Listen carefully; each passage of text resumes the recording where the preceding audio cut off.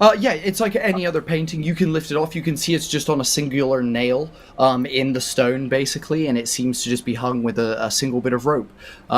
But it was crooked when you grabbed it. You've now kind of maybe lifted it off the wall and looked behind, and there's nothing there. He then grabs it, goes behind it, picks it up, and then walks out of the room and is like walking with it. So it's kind of like him coming out and just going, "Oh, look at me! I'm a really shitty king." And he's just coming out just so that everyone else can see it, and he's just saying that like, "Oh, look at me."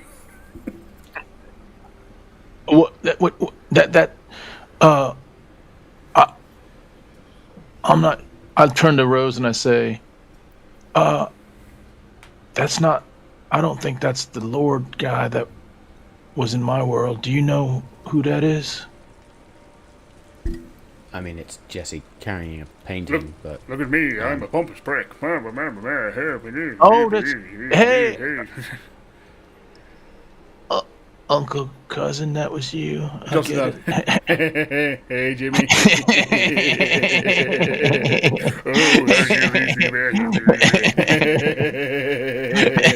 You feel me? You Rose is going to step past the idiots. I thought you were the king. He's going to step past the idiots and look around this room once again, just to see if there's anything else worth noticing. Heyo. Hello. Hello. Up, everyone. Welcome back to Malt and Magic Orbital Blues, Episode 3 of Arc 2. And we are back for some shenanigans tonight. Now, we are going to actually be shifting to PirateBorg for tonight's events, as we have now entered the virtual reality known as the Wave. So, buzzing to get into that. But before we get into our intro and all that good stuff, I am Bodhi, the unexceptional GM to this amazing, exceptional cast of players. Guys, introduce yourselves. Dave, go for it, homie. Hello, I'm Dave, and I'm just playing Jesse Brains. He's clearly the brains of the operation, but more realistically, he's actually the muscle, and I am going to see how out of depth he's going to be in a video game. Yep. Very out of depth. Hello, and I'm Danny, and I play Neo, the most advanced artificial intelligence in the known universe. That's why I'm the brains, and I don't know how the hell I'll work in a virtual world. Maybe I'll be a god. Maybe I'll be absolutely fucked. Who knows? What's up, y'all? I am Tom, the father half of Homie and the Dude, and I'm playing Jimmy Joe Brains. If Jesse isn't the brains, then Jimmy Joe is a lot further down the food chain with regard to that as well. But he looks up to his Uncle Cousin and will do anything to help the team come out of this game successfully. It's me. Sorry, yeah. If you've not noticed, I think Bodhi's about the only person that's organised tonight, so that's I am Matt. I have just come back from a long weekend holiday, so my brain is not in gear just yet, but bear with me. And I am playing Rose Magenta, the weird hacker, sort of emotionally repressed individual who is now a pirate. I was definitely going to say, Tom, that I think Jimmy and Jesse in a room and a Labrador walks in, the IQ raises.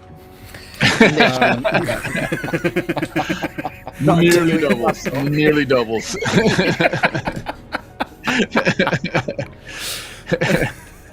Ridiculous. We've got more players like you. We'll just say that. Well, if everybody is sat comfortably, then let's begin. Dave, roll that title sequence.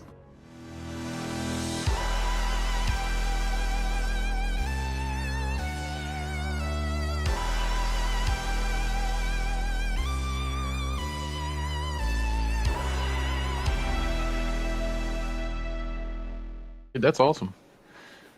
Why do I always think that title sequence is longer than it is? It's like one we do second. that It always every looks time longer in the one. mirror.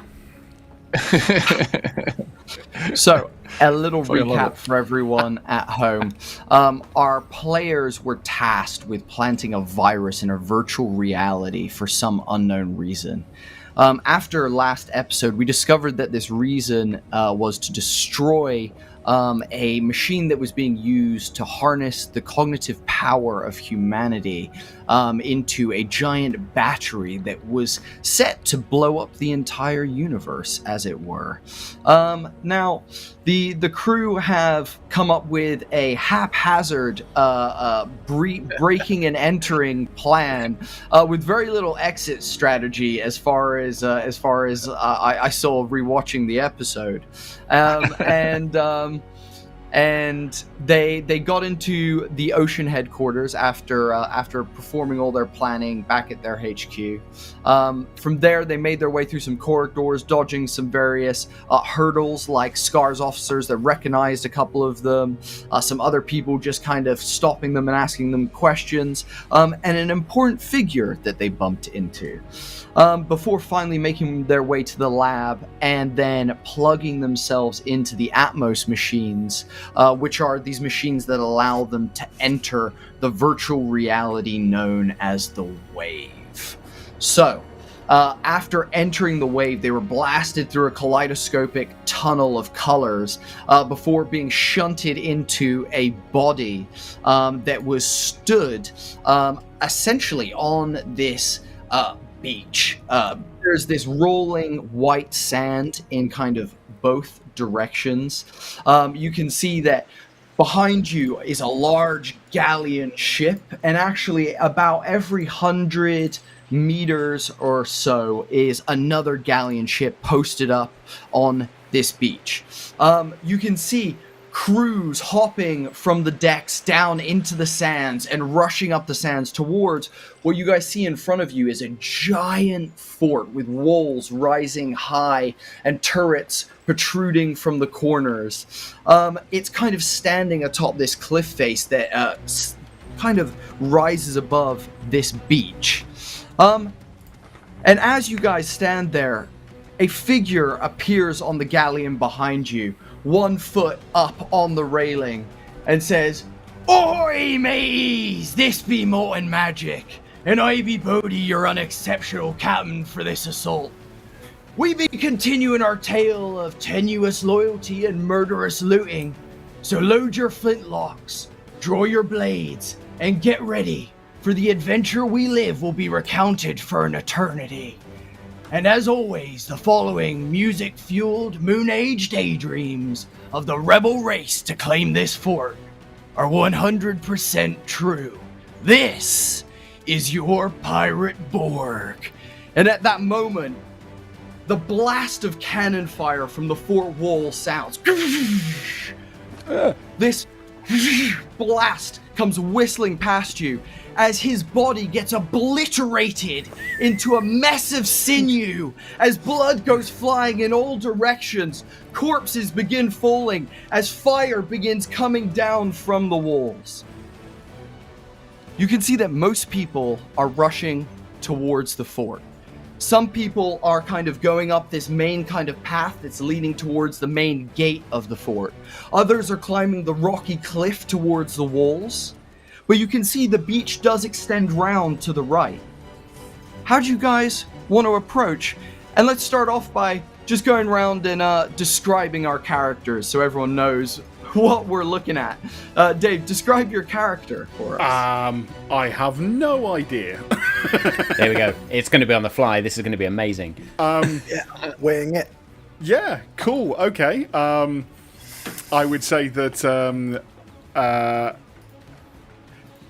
the character looks very similar to Jesse. However, big, bushy, white beard.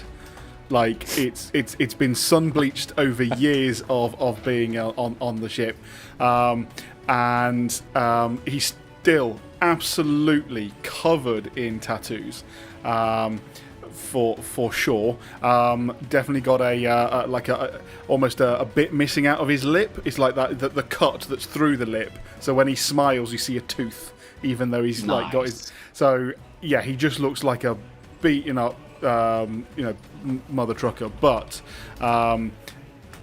he doesn't have a peg leg. He is just, he does have all of his appendages, but I'm not quite sure whether that's going to last.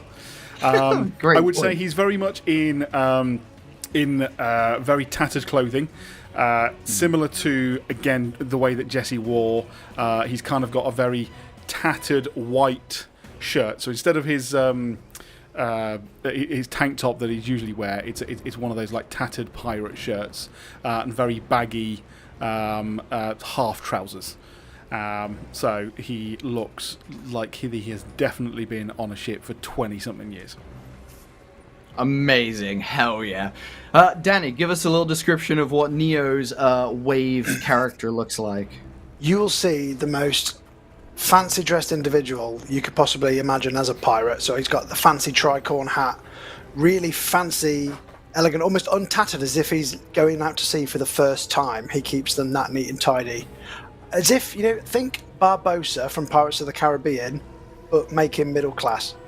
That's the kind of vibe we've got going off Barbossa in Pirates of the Caribbean 4. Yeah. Yeah. Yes, that would have been a better analogy. Thank you, Matt. What Matt said was my idea. Let's retcon that. I will also point out that that Jesse's also wearing that like bandana that goes over the top of it, full, and it is bright red, like in the picture that we see on screen. You'll see a posh cutlass at his side, a musket on his back. He's got all his eyes and his teeth and all of his original limbs, as a guy would have. And you'll see also he's got like a little spyglass and a compass hanging around his neck. And there's something different as well, Neo. For the first time in your entire existence, you feel the of a heart beat in your chest. Papa, I'm a real boy! Indeed you are! Arr! Right, Tom, what's up? Throw back Let's hear to what Arc your 1. guys looking like.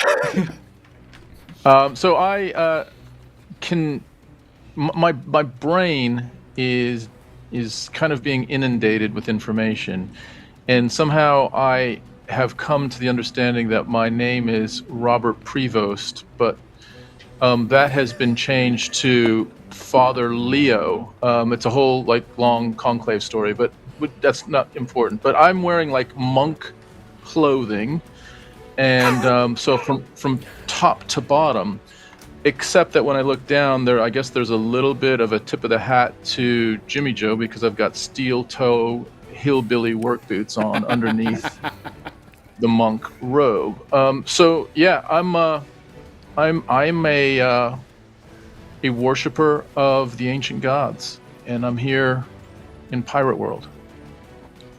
In Pirate World. You made it sound like a Fantastic. shit Disney-themed park, Pirate World. You're in Pirate World. Go on, Matt. What's Rose looking like in Pirate Land? Pirate World. Yeah, Rose is... the one thing you would notice about Rose, she seems a little bit more gaunt here. A little bit more frail, and her skin is whiter than usual.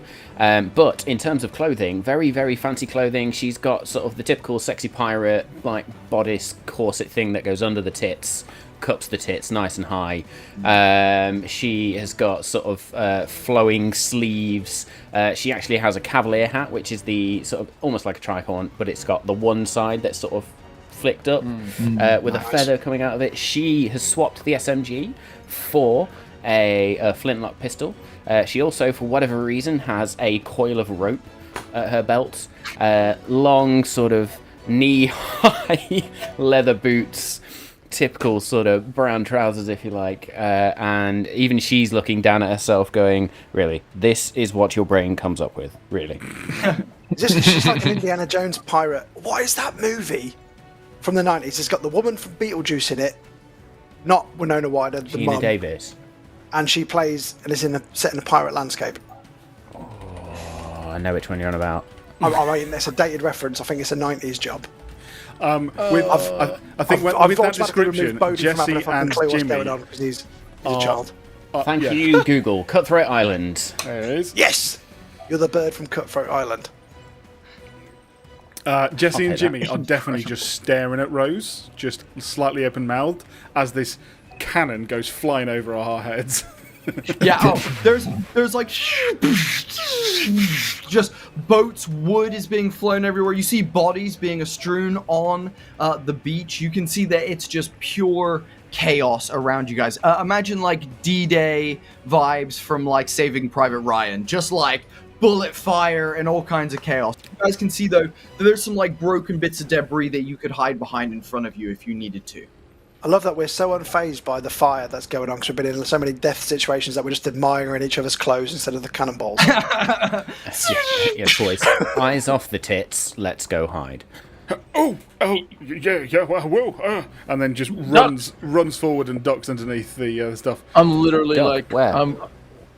I'm like not army crawling, but like head down, back tilted, and running for cover right now, and barrel myself over a little like piece of junk and just kind of roll over there. Jesse's admiring the fact that Jimmy managed to get low but keep his ass up, so that it was still actually really visible as he was trying to get into cover. I turn around and I yell, I don't know if y'all are you experiencing. Let me just put it this way: can everyone just do some inventory on who you are and what you got? Hello. Jesse just grabs his nuts and goes 1, 2, 3. Yeah, we're all good. I don't mean that. I feel like I'm some sort of God-fearing man, and I don't know what I got here. I got this goddamn dress that I'm wearing, and I do have some throwing knives. That's nice. But JJ, I didn't know you always wanted to wear knives. a dress. Yeah, I tell you what, cuz you call me JJ when you're talking to me close, but call me Father Leo if anyone else thinks that they know me, because that's what keeps banging around in my head. All right. What the hell do you want to call me? Do you have anything banging around in your head? I got a theme tune going on my head at the moment. Diddly diddly diddly. Cannonballs fucking. So Is that Neo? have you guys the hell? rushed to cover at this point? And because I know Jimmy's dipped over, what are the rest of you guys doing? Dashing for cover as well? I'm like grabbing everybody and running towards Jimmy, and we all doing that. Well, yeah, so Trying- Jesse had run forward straight for cover first.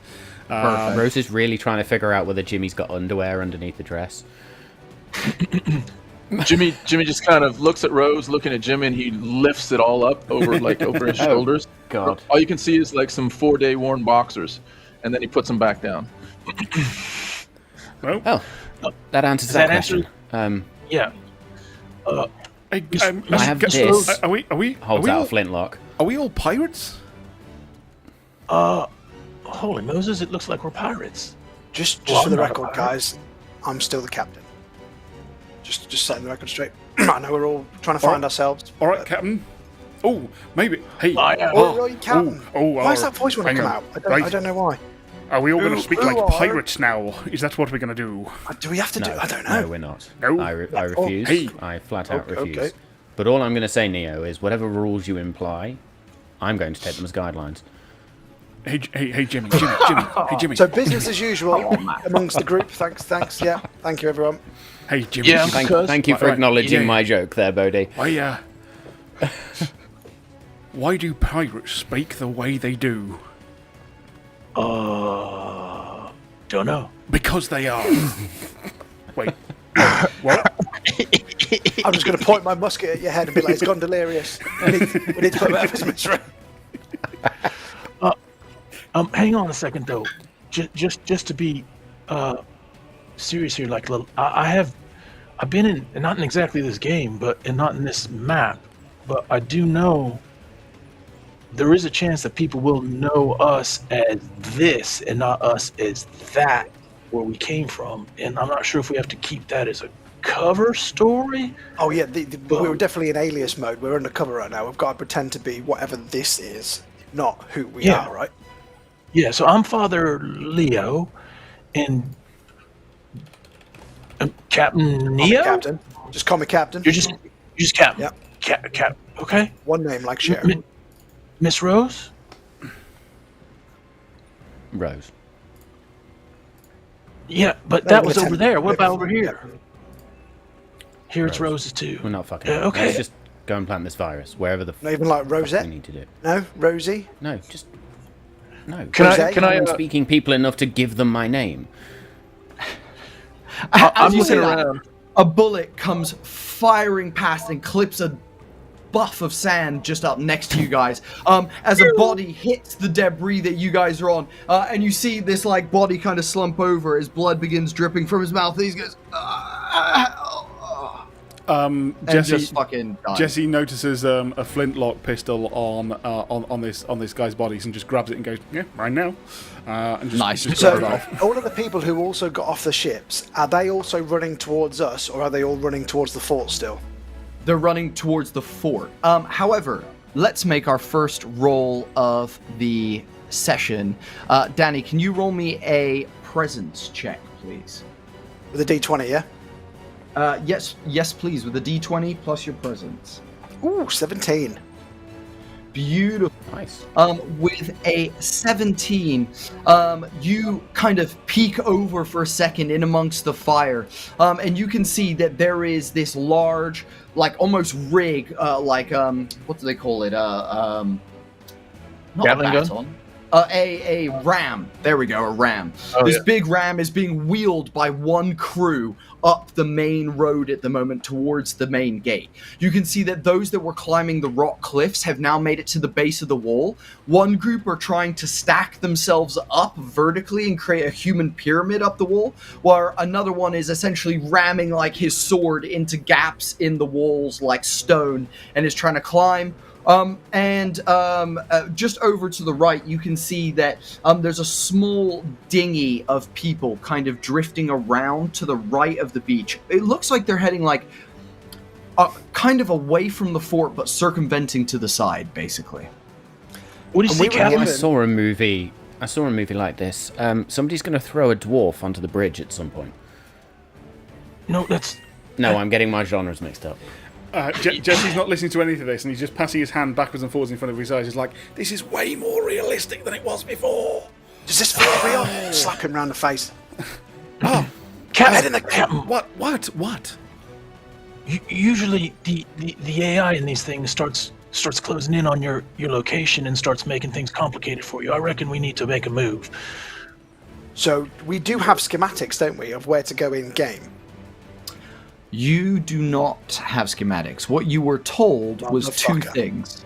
You were told that you must get to the dungeon and plant the virus chip in the central like pillar, like monolithy type thing. And you were also told that a back door had been left open for you. Was what Solomon also told you Okay. guys. So, pretend I knew all of that, guys, and I've just told you that. Jesse's therefore. Go gonna on then, Bodhi. Go on, Jesse. I'm going to look in the ship, see if they've got a map, and he's going to run back towards the ship. If we need to get Rose- round the back, do we need to use these guys as a distraction and just literally avoid all of them, go round the long way to try and get around the back of the fort?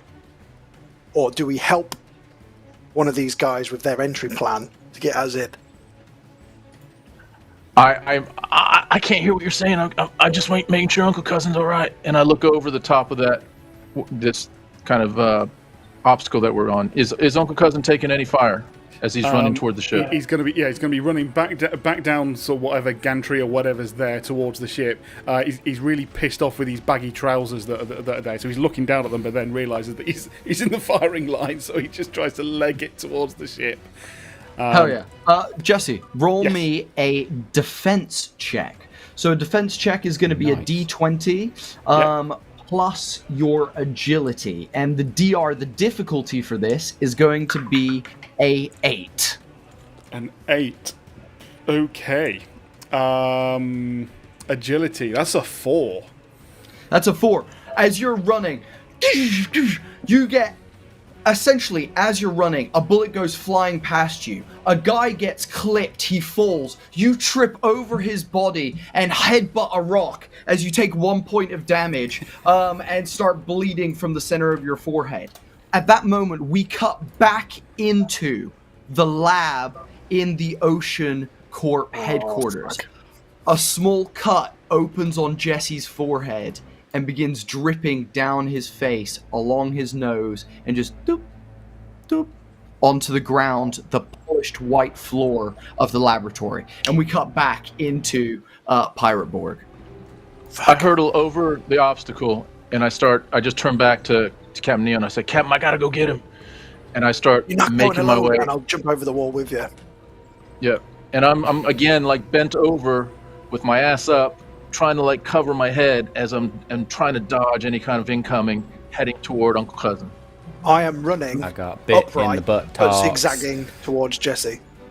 Amazing. You guys, one's running straight, you're zigzagging round Jimmy. As you guys run towards Jesse. Jesse, you're not unconscious, but your bell has been rung a little bit. As you kind of stand up, so- your leg gives a little bit. I just do that thing where you kind of just like sit up straight up with your legs still on the ground, just sitting up and was like, that and then looks around and see the other two running like, this is a bit more serious than I thought it was going to be.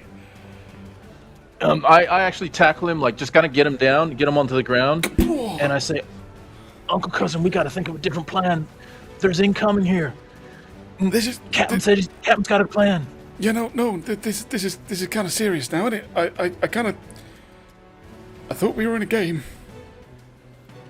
This game is real. At that point, while they're fanning about across this fucking beach, trying to figure out what's doing, I would like Rose, to make who's an my first hacking expert. check, please. Rose, who is an expert in the wave. You're kind of looking around, and this is kind of modus operandi for you. Though you haven't played a game like this in a very long time, you have first started in the wave, experienced similar simulations to this, Rose. Yes, please make your first hacking check. So, you're going to roll 2d6. What are you trying to do as you hack in? What's the objective of the hack as you go back into that Orbital Blues kind of Ocean Corp I would like to see if I can almost do sort of like pull back the mini-map and create a little like of a waypoint as to where we need to go and what's going to be the easiest way for us to go. You want that? Fantastic. You want that? Bing, and it just shows you like the route. I want the glowing bit in the distance. It's like, go here. You press R3 and you get that wiggly line which shows you where to go. Survival instinct in Tomb Raider, where it's like everything goes grey and you see where you're meant to be going. Or like in Batman when you do the arc focus and it goes and shows you all your Every video game trope going. Assassin's Creed, Eagle Vision.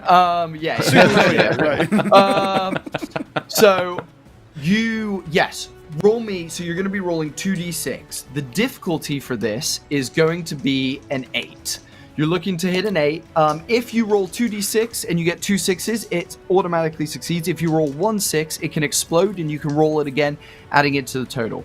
Finally, I can't remember what modifier I told you to add, but you should be adding a modifier to that as well. Presence or spirit, you said. Cool. So I'm going to add my presence, as that is a +1. Here we go. I got a 6 on one of the die, so that one explodes. Beautiful. Roll that one again. 6, 7, 8, 9 anyway. That's another 6.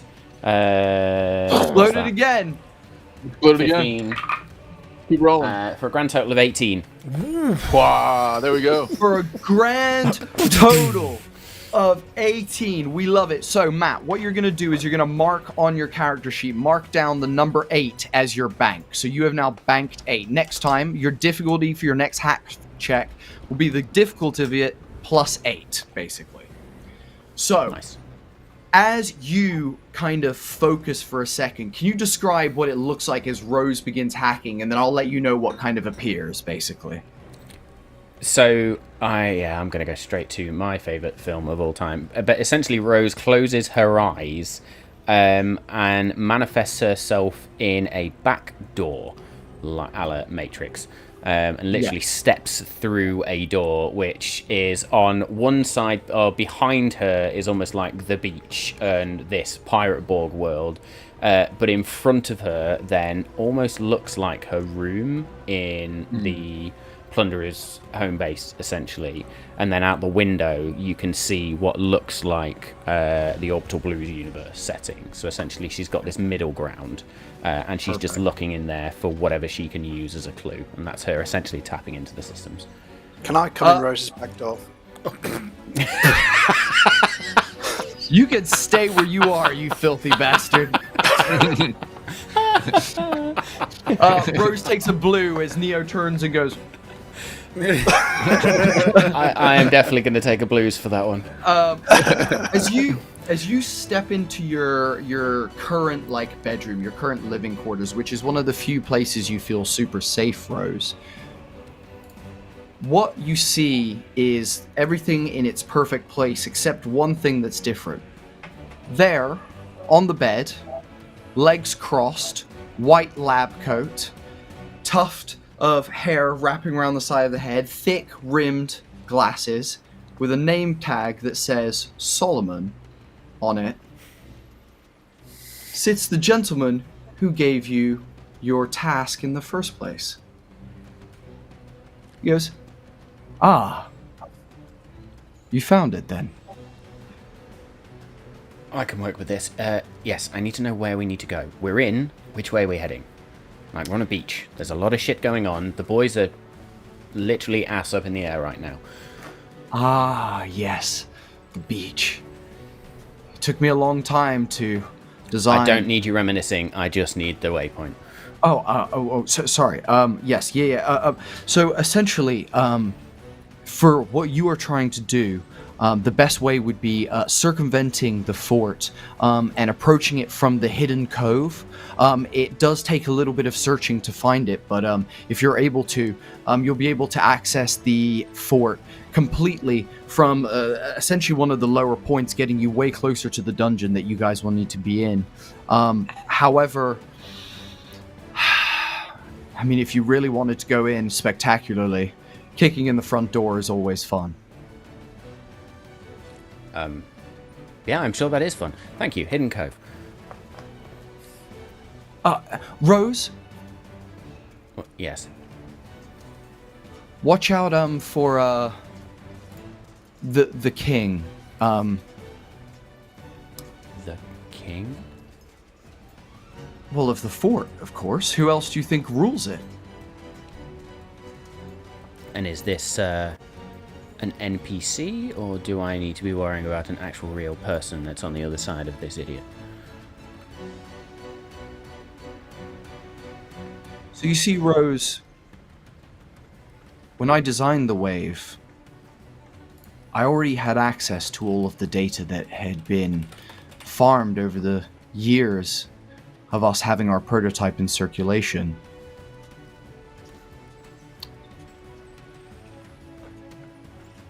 Even I, a computer, know more about you than most others that you speak to in your day-to-day life.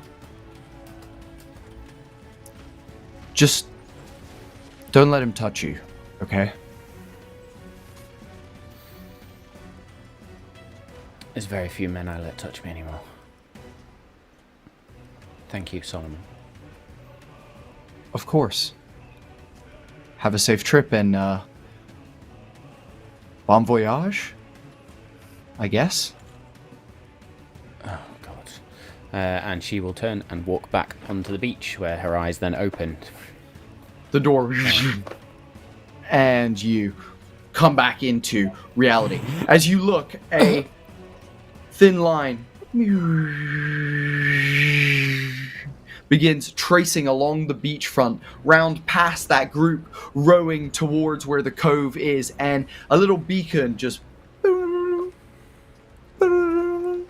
rings out in the distance. She's going to sort of shake herself back to whatever it was in terms of consciousness, and then looks to see where the boys are. This way! And she points. I don't know if they can see the line, but she's going to point along the line towards where the beacon is. They cannot see the line.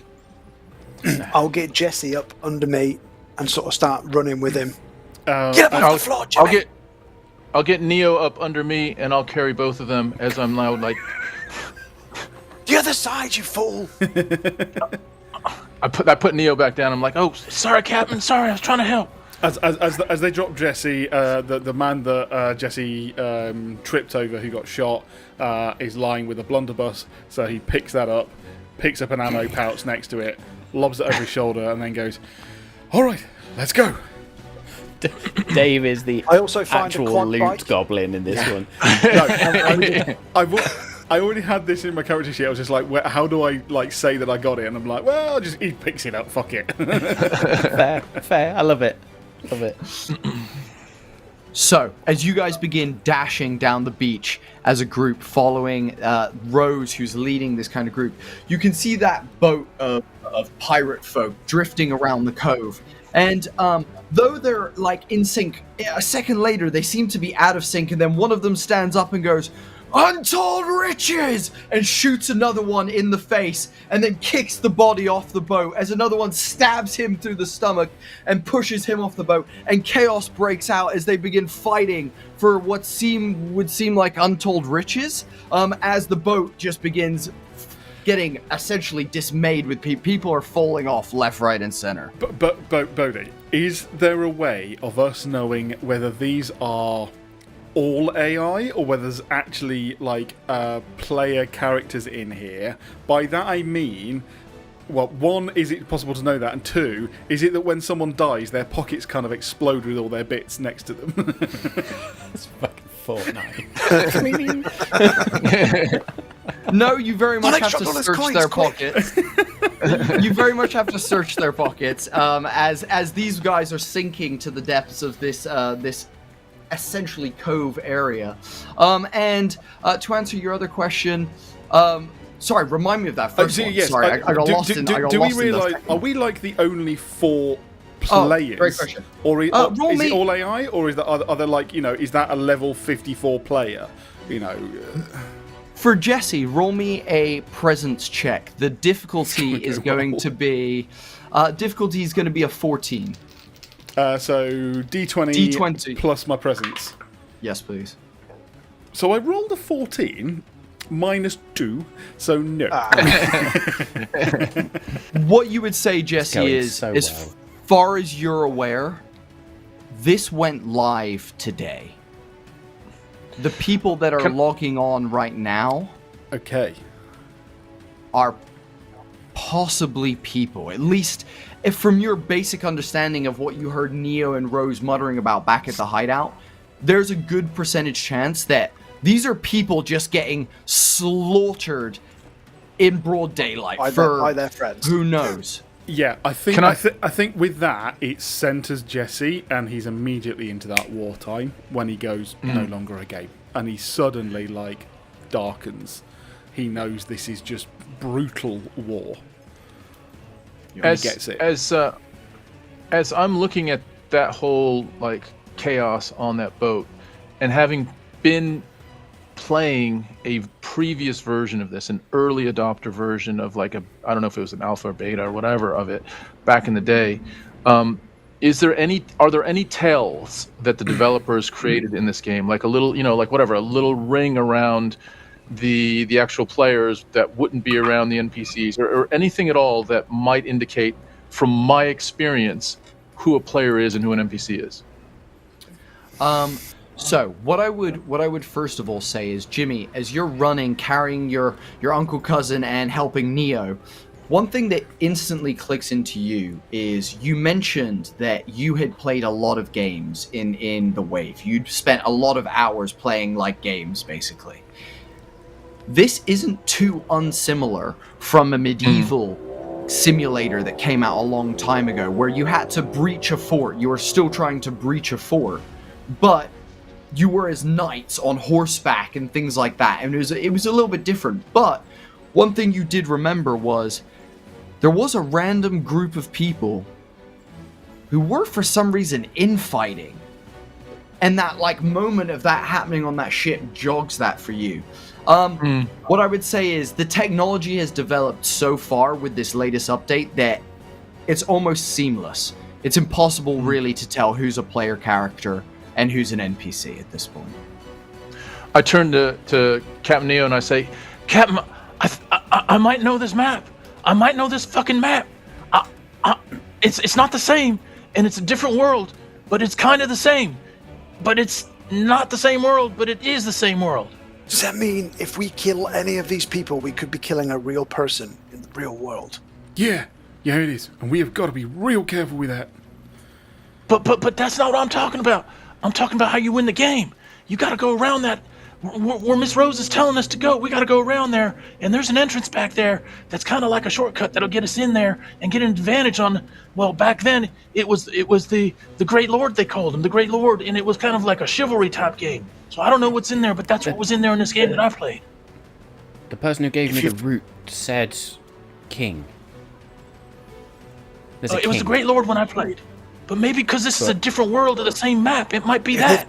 If they've just reskinned a level you've already played, that could give us a proper advantage here.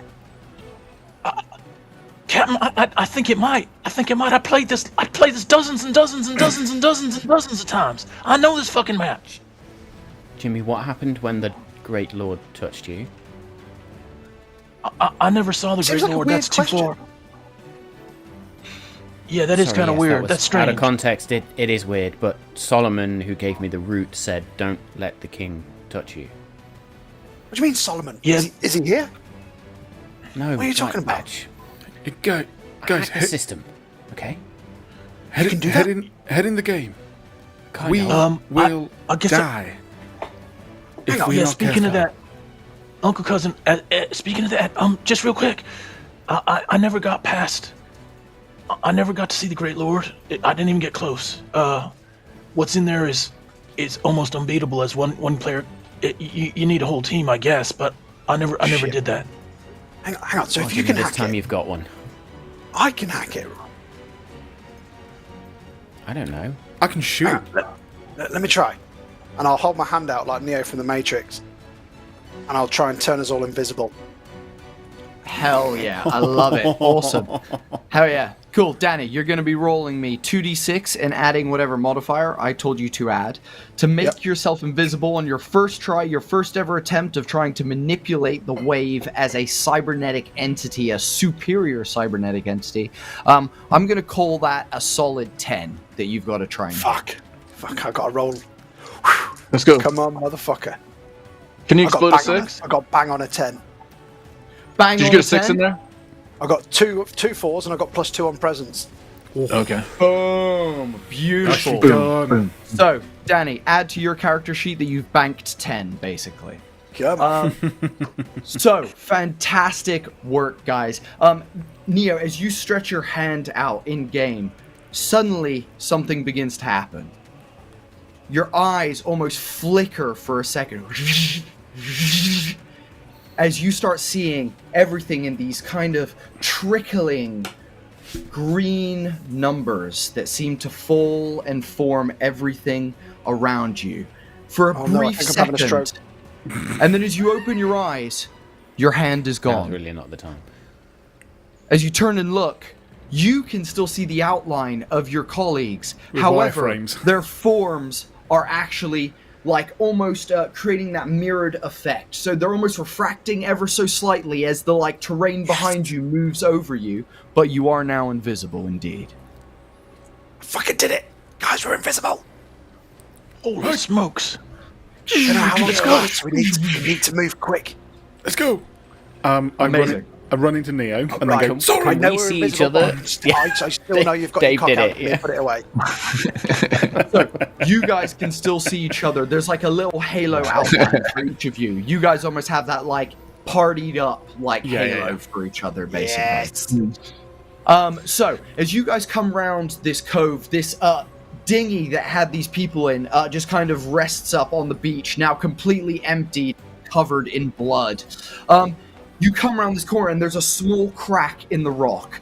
You can see that it kind of leads through and continues into the cliff face itself. The crack is probably about like 3 feet high and probably about like 3 feet wide, essentially, at this point. So you're gonna have to crouch down to crawl through. To get just onto the dinghy? Or to get in the dinghy and then to the crack? No, we're next to the crack. The crack in the clock fit. The crack is in the cliff face itself. Jimmy, you look Okay. like a guy who has a lot of experience with crack. Crack? You mean back there, crack? Yeah, like pipe crack. No, I'm kidding. When you No, it's go fentanyl. through there, when you did this, Fentanyl. I like fentanyl. I mean, Uncle Cousin, maybe not. Jesse's a meth guy. I don't want to hear about your drug habit. I don't have one. When we sorry, I've touched off on a tangent. Don't do drugs. We've done this level before. when we go through there, what can we expect on the other side? A loading screen. Jim, whispering. Jimmy, take a blues. You should now realise you really want some fentanyl. Dave, you deserved a better reaction to that joke. I missed it. I missed it too. You're gonna have to watch it back for that one. That was Yeah, beautiful. I'm not saying that again. I'm not doing it again. Captain, it wasn't quite a crack. It was kind of like a little archway, and when you go through it, it changed kind of every time I went through the map. It was kind of like a randomizer in there, so it would change from there being NPCs that would attack you to then sometimes you'd have to solve some sort of like different aspect of it, like a puzzle type thing, or it wasn't always the same. So you just got to go in there and deal with what you got. Hey, I tell you can what. see Then. why you didn't get far on the level if there's brain teasers, right? Okay. Okay. That's fair. Let's go and find out what's on the other side. Everyone, after you. I'm in last. Go. Amazing. Go on, Jimmy. You guys I begin died. pulling through this crack. Yep, I dive through the crack.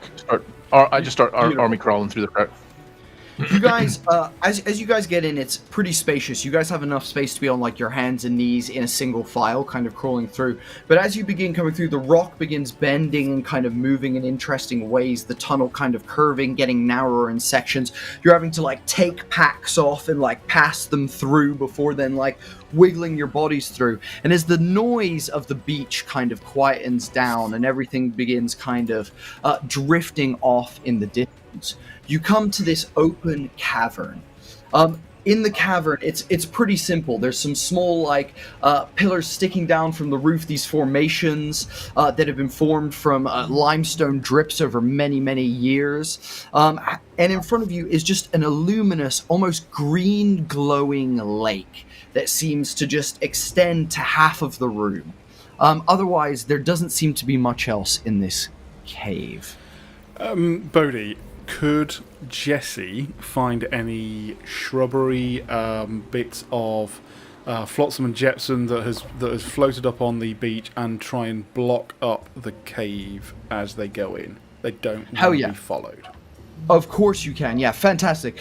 You grab some debris and basically begin pulling in and like sealing yourselves in this way at least. Yeah. Perfect, awesome fucking work. I love that. Amazing. So you all kind of come in, and the glow from this liquid is really what's lighting and shimmering off of the cave ceiling. You can see different kaleidoscopic patterns kind of just dancing along the ceiling.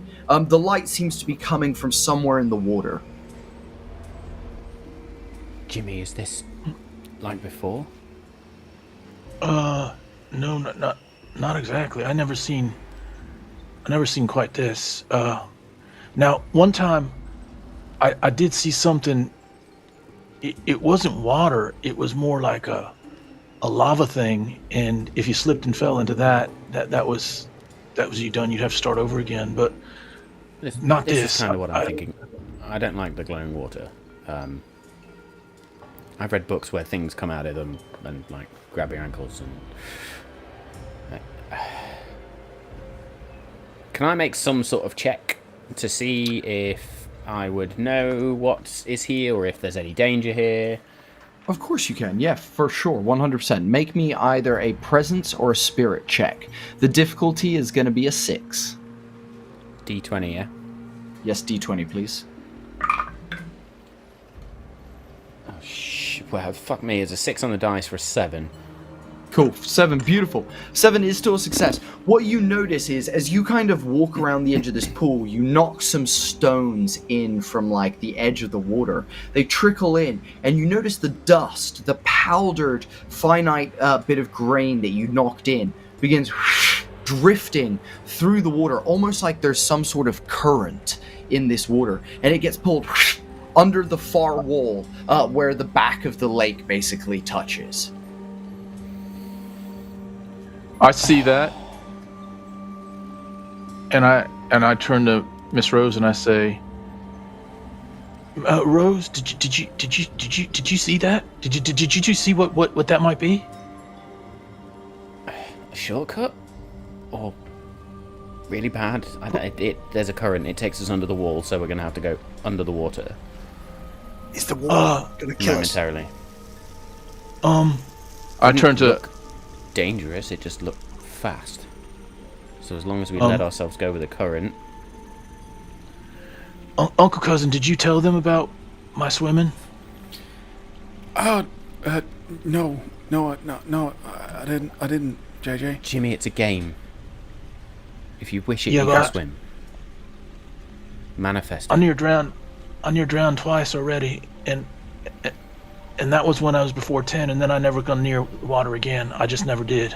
I near drowned. I near drowned. He looked at Neo and Rose and goes, "Hey, can you do that kind of like air monitor bubble thing? Can you like show that up for him?" As in, How much breath he's Like got it. left? Can you not like hack it and show him, just so he has a bit of feels Like how a much he's power got bar. left? Yeah. right.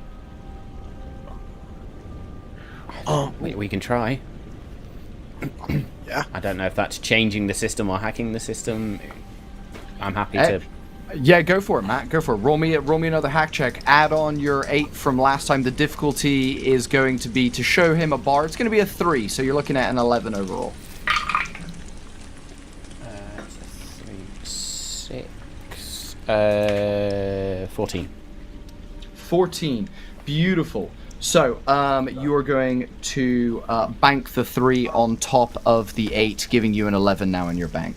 Okay. So, as your eyes roll back into your head and you begin trying to pull again, you step through that door into your safe space, and you begin kind of like looking around, and you begin looking for something that you could use to help you, and you notice a little egg timer just on your shelf that you use to time yourself for doing makeup for your scar. So if you needed to do it in a pinch, you could do it really quickly, and it was something they used to practice with. You grab the egg timer and step back through into the virtual world as Jimmy, in your kind of like HUD, just this little bar appears, and it just says O2 next to it, and it's a blue bar across the bottom of your vision, basically. Okay. And it's full? I step back out with the egg and, I don't know, shove it up your ass or something. I go up to Uncle Cousin and I say, Uncle Cousin, I understand that it's a game, but you said people are dying and all, and I think I should just stay. I'll cover over here. I'll just make sure you. He grabs you by the shoulders and goes, "No, we're all going together, but now you know you're good. Yeah. All you got to do, concentrate on that and getting out. When you're underneath, Okay. it don't feel like breathing. It won't feel like nothing. You're just gonna go. That's how long you got." Yeah, but that thing that happened to me is when they told me that I had to hold my breath, I drank my breath, and that's where I got in trouble. I kept drinking it, and that's why I can't get it right in my head. I keep drinking my breath. Do you remember when you got angry and you'd be telling your mom that you're gonna hold your breath until you get what you want? You did that perfect. Do that. Think of that. All you're gonna do, you want that ice cream, and you're gonna hold your breath until you pass out. You're gonna do that. Try it with Okay. me. Do you want that Would ice it help cream? if we Do you want would it help that if ice we cream? swam together and we held hands? Would that help? Let's do it. He's holding I've his got breath. The bar the rope. begins counting down. I'll grab him and dive into the water. Amazing. You grab him and dive into the water. Fantastic. The bar begins ticking down. Danny and Jimmy, I'm going to need agility checks, please. It's going to be DR 12. Tom, you can roll. We'll make it -2 for you, Tom. So it's 10 for you, 12 for you, Danny, because Danny's helping you move along, Tom. Yeesh. DR 12. Yeah, I'm not even close. I'm gonna use one of my locks because I think it's time. It's 10 for you, Tom. It's DR 10 for you, 12 for Yeah, Danny. I'm not even close. Well, I got a I'm 6. close. Is luck a reroll? A devil's luck, or is it just Devil's add a luck- D4 to it? It can be a reroll, or it can be a reduce the DR by 4 if you want to, remember? Still didn't help me. I'm going to re-roll. Actually, so I'm it's going to still use 10. to re-roll. Go for it. Do we ever gain any devil's luck? I rolled the exact same. Oh no! But I'll Jimmy go on, got Tom, if you got. nat 20. I got an 18. But let me ask you this, Danny. Are you close to a 12? Can you, if you reduce it by 2, does that get you there, or you still got a gap? No. I could Okay. reduce it by 4 and still not be near it. Okay. Okay. As Neo's taking me down, I see that Neo isn't great in water either, because his circuits normally get a bit wet. So I turn to Neo as I'm looking at him, and I see that he's kind of shorting out a little bit. And I say to myself, I gotta save the captain. I gotta save the captain. Jesse, if I don't make it, if you can hear me right now, just tell my mom Bunny tried. And I let my hands go, and I grab onto Neo, and I start kicking my feet toward the as the wave's going. Okay, so this is what happens. So with those rolls, this is what's going to have happen. So before you grab onto him, Neo's grabbing onto you. You guys jump into the water. You get sucked under. This current pulls you under almost immediately. You get dragged into some sort of tunneling that leads from this little lake deeper into the caverns as you get pulled further. You guys are bashed from one side, flipped to the other side. At that moment, as you kind of, Danny, are getting whipped around, you release Jimmy. Jimmy, that's when you release him, grip him back, and you manage to hold on to him as you guys get thrown around a few corners and then eventually fired out into an open, watery kind of basin area as you guys kind of drift in the water together. And as you kind of make your way to the top, you can see that you're in a large cavern that could easily fit like a galleon itself in here. Massive, massive cavern. Rose and Jesse, what are you guys doing back on the other side? Jesse turns to Rose and goes, well, you know, there's a chance we're not going to make it out of here. So, smooch? And just gets in real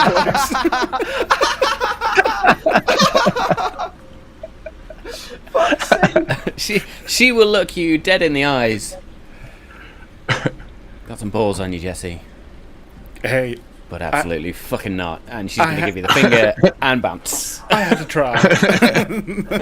just You guys dive in and a little bit more athletically than the others, a little bit less tackle someone into a watery fucking depth.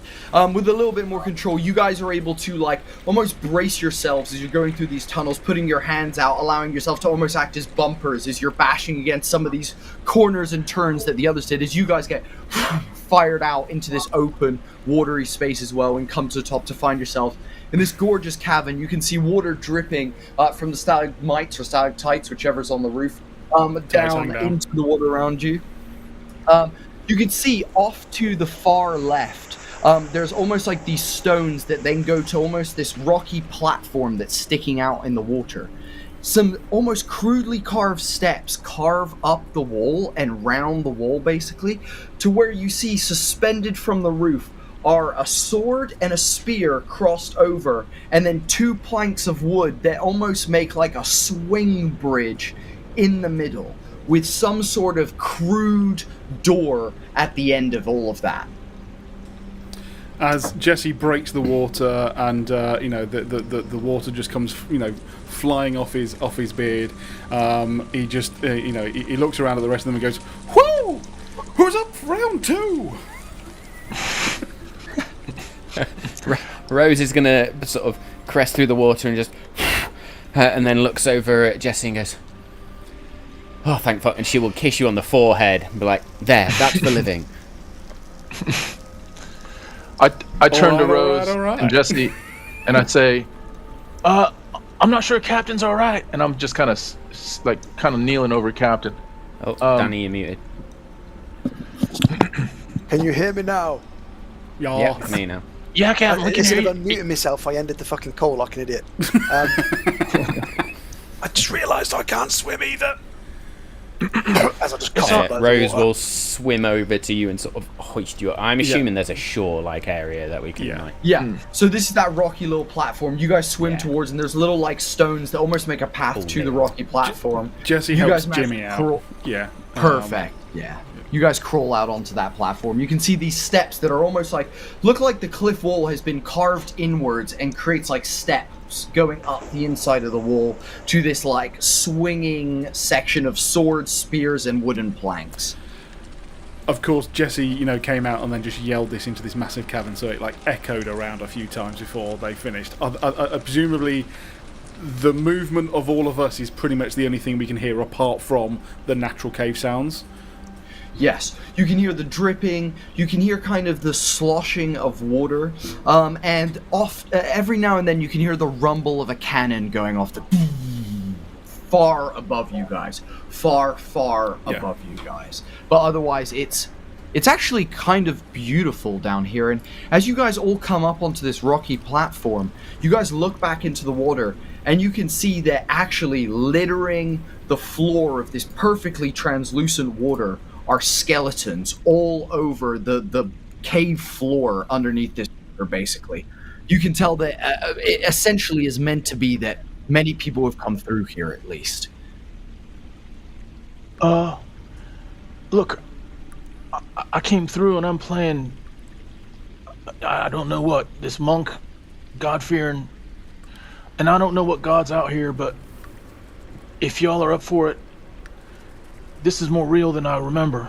Maybe I just need to make a bit of a prayer to whatever God lives in this world. And I hold my hands out to everyone. And I say, I don't know if it's gonna help, but just in case it does, y'all want to join me and just, Uncle Cousin, how do how you used to do the toast at Christmas time and you used to thank the Lord and all that? Could you just help me out a little bit? Because I never did it. Yeah. No, I can help. Everyone, come on. We gotta all feel better about this. We can do this. So he grabs Rose's hands and Jimmy's hand. Jimmy grabs Neo's hand. Okay. This is not the holidays, but this is the way we help everyone. So, we're here to do our business. We're gonna do it right, and we're gonna do it as family. We got this. Here, We got Rose each will other. Let's go. Look over to Neo and sort of with her eyes look. You're okay. And I'll give you a begrudging nod. Together then. Together then. Tom, roll me a spirit check, please. D20. 12 plus 2 is 14. Amazing. At that moment, as all these hands link together and these words are spoken, you close your eyes and begin to feel something. A presence looms over you. And within the darkness of your eyelids, a shadow, darker than the depths of despair, appears in front of you. Long, thick tentacles coming down from its face, tricorn above the head. As the shadow moves towards you and goes, Jimmy.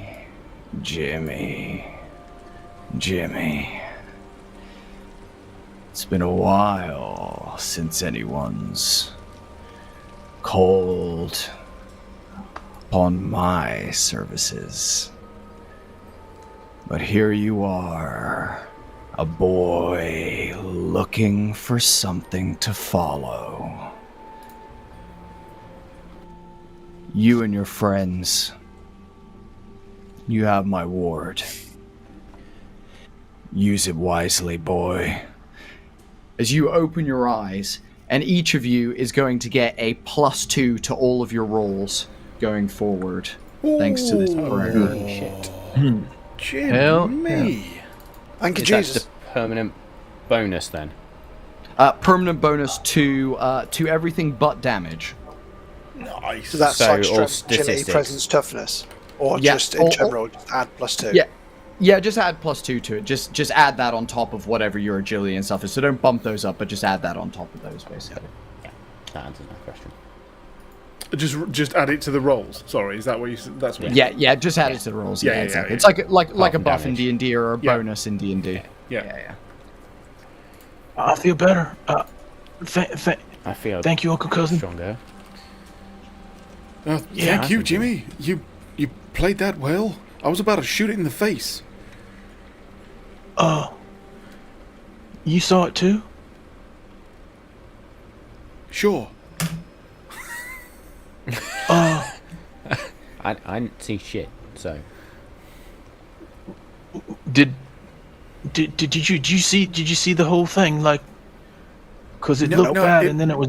Yeah, it was kind of talking to you. I've still got a luminous water in my eyes. I can't see shit.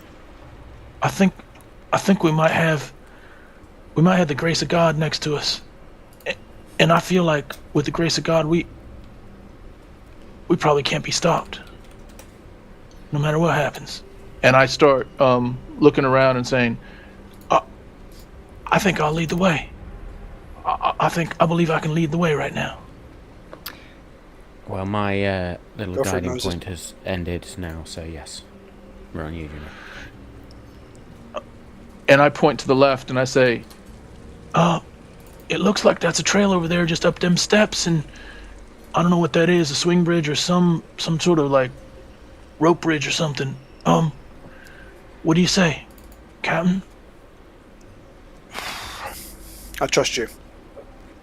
Follow your lead. No, I didn't mean like I would lead with decisions. I meant I would lead after you said where to go, because that ain't me. I don't know. Like, I'm not the planner. I'm the lead doer. Where was all your Is that- Jesus confidence from a minute ago? You got this. Jimmy, you've got to you tell us where we need to go. We follow you, and Neil will tell us whether we need to stop or go and do something. How about that? You're telling us where to go. He'll tell us what we do. Okay. Well, we're going that way then. Got this, Jimmy. And I start running. Toward that stone step platform to the left. Awesome. So you run across this platform and towards the stairs that lead up the wall. And begin making your way up these steps. Now they're narrow, and you have to kind of put your back to the wall to make sure that you don't like topple over back into the water, basically. But you begin leading up that way. Jesse, as you kind of look down and see your uncle, see your little cousin running away from you, you look down at your hand, and that figure that you almost saw looming over your cousin is kind of branded in your mind. That dark figure, tricorn silhouette, long tentacles from the face, almost like what looks like almost like a crab claw hand. And for a second you wonder, is the power of blood deeper than I realized? I think he also looks down on the sort of the back of his arm where he can't see very often, but he can still see if he intentionally looks at it. Is a tattooed depiction in one of his many tattoos. It's kind of like hidden in the tattoo artistry. Is basically that particular thing, Figure. and maybe down one of the tentacles it also says blood. Love that. Fantastic. So, marching order then, we've got Jimmy going up the stairs first. Anyone else got anything that they're doing in here other than following Jimmy before we get following up? Beautiful. So, as Is you guys this make also your the way way that all the skeletons, are they all strewn along this way that we're going, or are they all just on the shore as if they never made it past this point? exactly that. Exactly. They're in the water. They're on shore. They're all over that space, but they're not up the stairs. As you guys get up to the top of the stairs, and Jimmy, you're kind of first, you can see that this sword is hung with two very thin metal cables from the roof that have been hammered into the ceiling, nailed into the ceiling. Next, a plank of wood, the same, cracked and splintered. And you can see they almost form like this kind of little like jagged walkway that you can try and traverse. I sprint up to that, and I just kind of like, my balance is a little bit tipping forward, and then I pull myself back as I like look at it, and I'm like, whoa. And I turn to Rose and I say, Rose, Finally we get it. Yeah. I'm not sure whether we gotta try to grab that sword or try to jump to that platform or try to... I don't know how this works.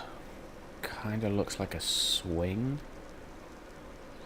I mean, I've used a lot of swings in this, not this setting, but other settings, but that was different. And sidetrack. Take a blues. Do we do?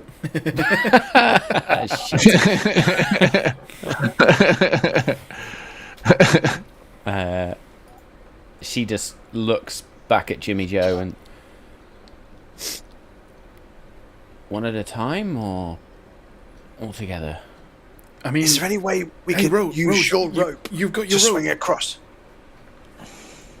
As you look up, Rose, you can see that clearly where two cables had existed at one point, creating like almost a gap between these platforms that you could walk along, there's actually a hook that is loose and free that you reckon, if you somehow pulled a fucking Indiana Jones out of your ass, you could possibly hook it on and rope your way across if you want to try.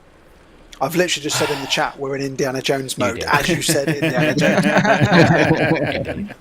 So Rose is going to take this rope off of her belt and just starts to swing it around and looks at Jimmy and Jesse like, this is clearly more your shit.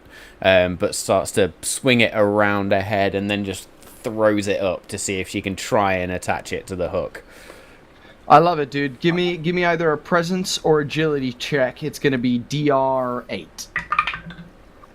I smashed the shit out of that one. I have a +3 to agility. I got a 16 total.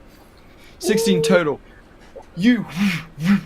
And with skill that you didn't know that you had, but something clicks for you. You remember that whatever character you embody, you take on their abilities, their skills, what they brought to the table before you became them. And this naturally just as you latch on, and it just almost like wraps around the hook and almost self-knots itself, like, and then like knots itself in place, locking firm. Look Neo dead in the eyes and say, yeah, you can kiss me later for that one. That was hard as fuck. I smacked Jimmy on the ass like, shit. Damn. I am going to look at the boy. Do I go first, or shall I stay here just in case it comes detached? Or, Ladies first. Or what?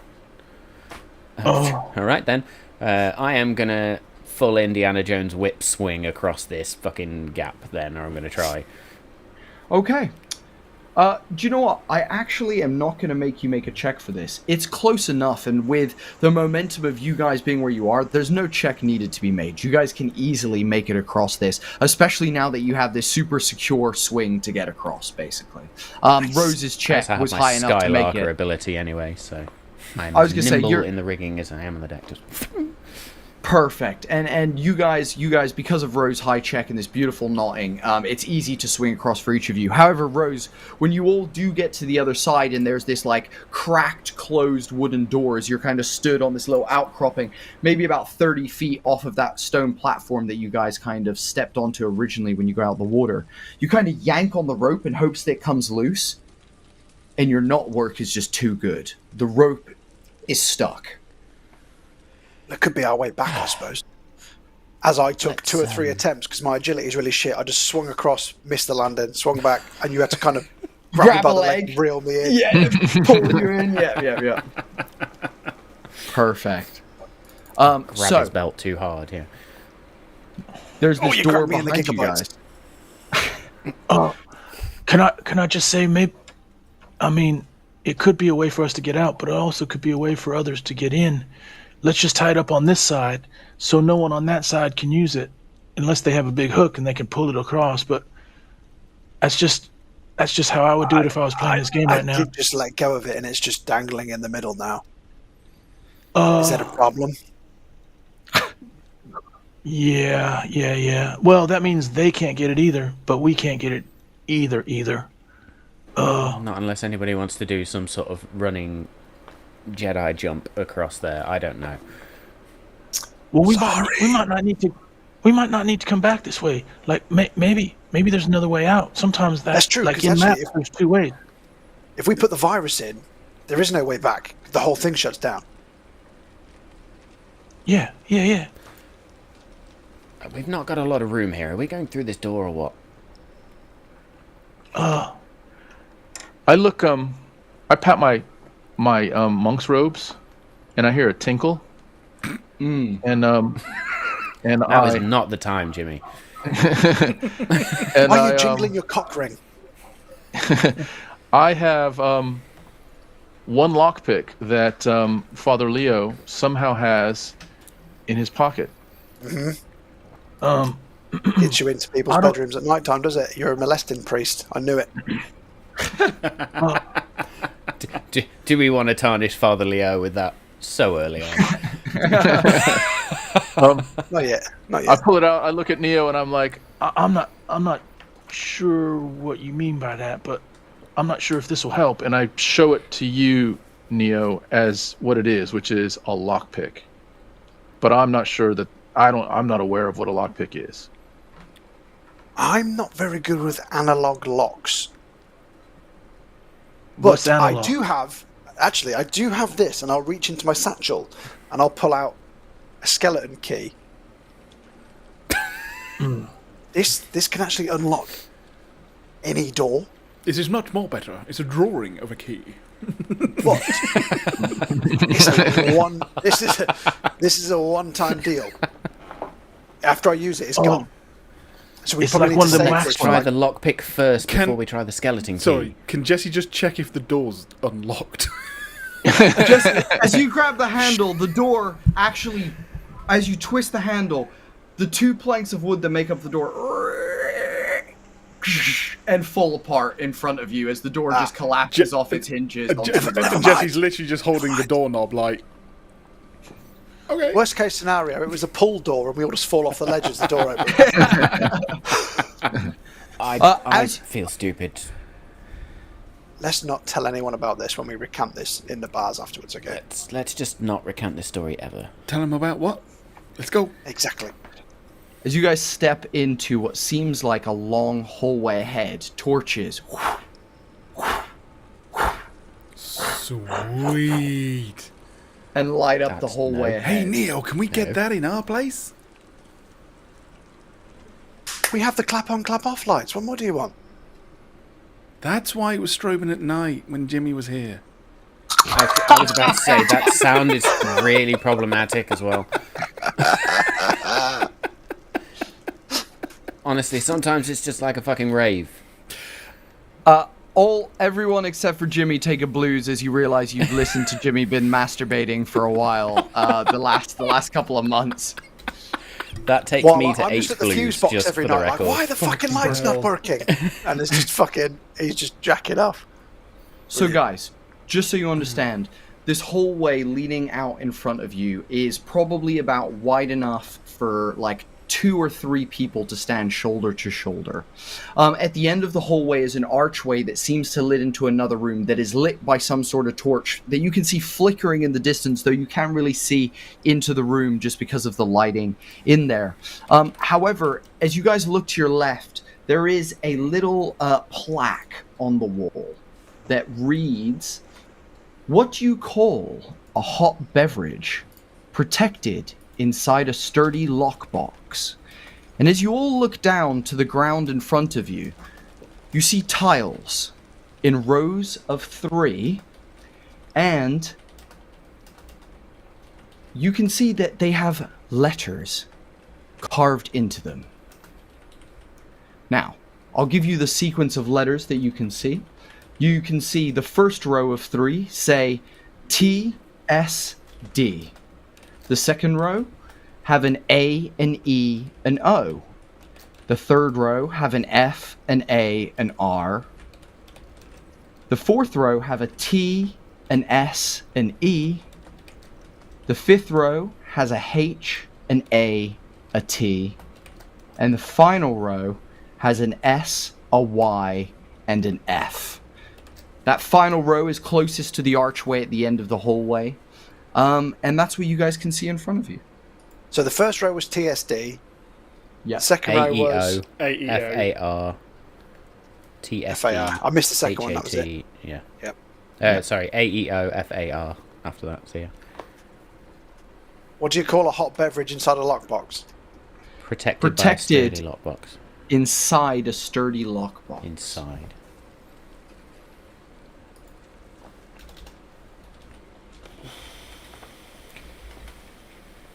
Tom, I you're don't muted. like being on the other side of a riddle.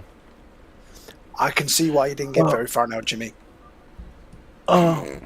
Yeah, it's well. If you think about the question, a hot beverage that could be tea, or coffee, or a hot Cocoa. chocolate, Yeah. or cocoa. Yeah, Would and soup then a count? lockbox. Well, it's a beverage, but I mean, I do drink soup sometimes when I don't have a spoon. But a sturdy lockbox. That's a safe. That's a safe. T. Safety.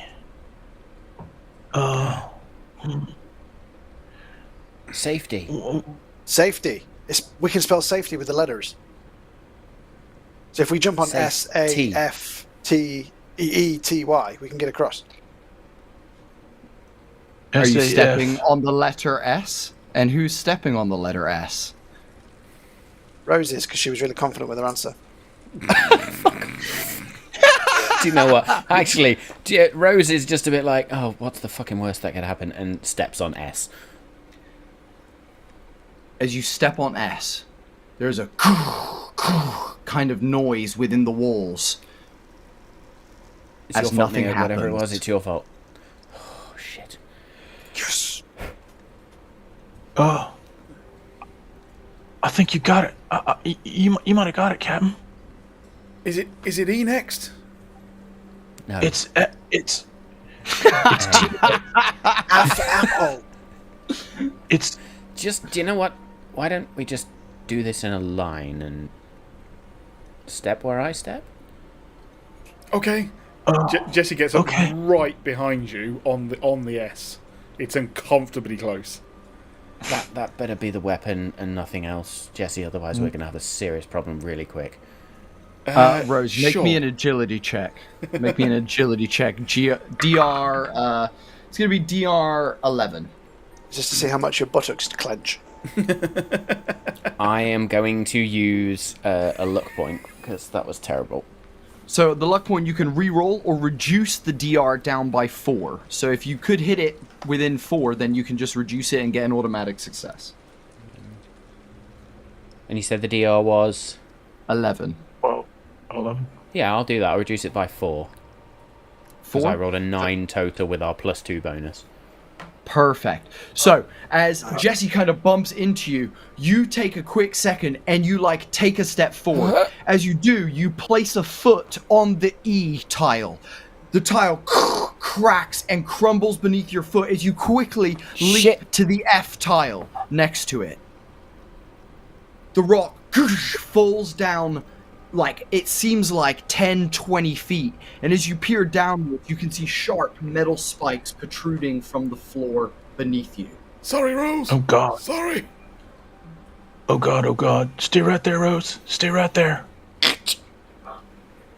Points of flintlock. Dead at Jesse.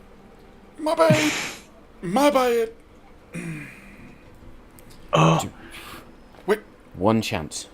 what do I step on? The S. I'm on The the S. A.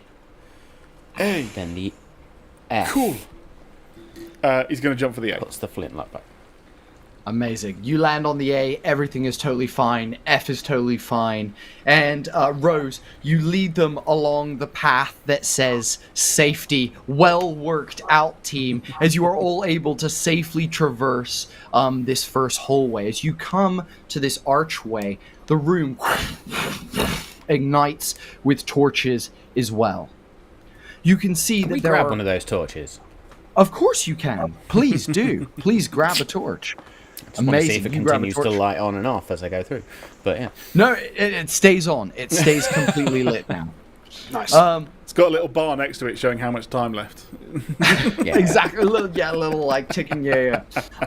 What I will say is, yes, torches do have a shelf life. I will be counting that down, and I will give you an indication as to when you can tell it's burning low.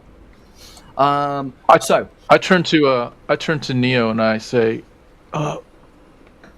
Mr. Neo, are you okay? 'Cause you usually lead in this thing and usually have brilliant ideas and puzzle solving stuff, and you don't seem to have been right, maybe even since we got here, and I'm not sure if you're okay. I'm not gonna lie, I'm a little bit scared to, I suppose, be me in case it alerts the game.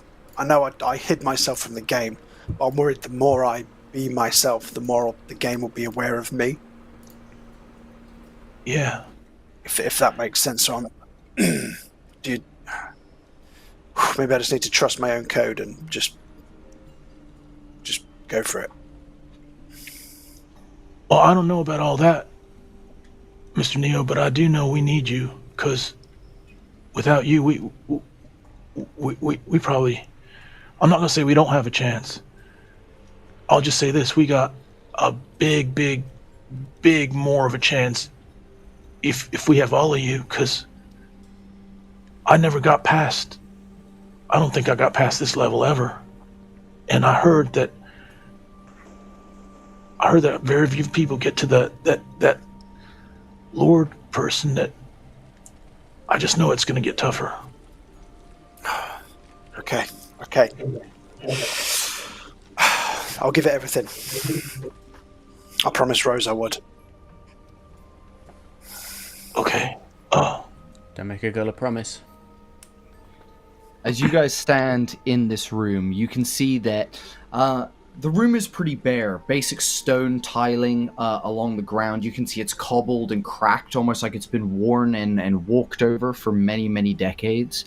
You can see, as you walk into this room, to the left there's a door with what looks like a letterbox in it and some sort of like carving above the letterbox hole. Then directly in front of you is another doorway.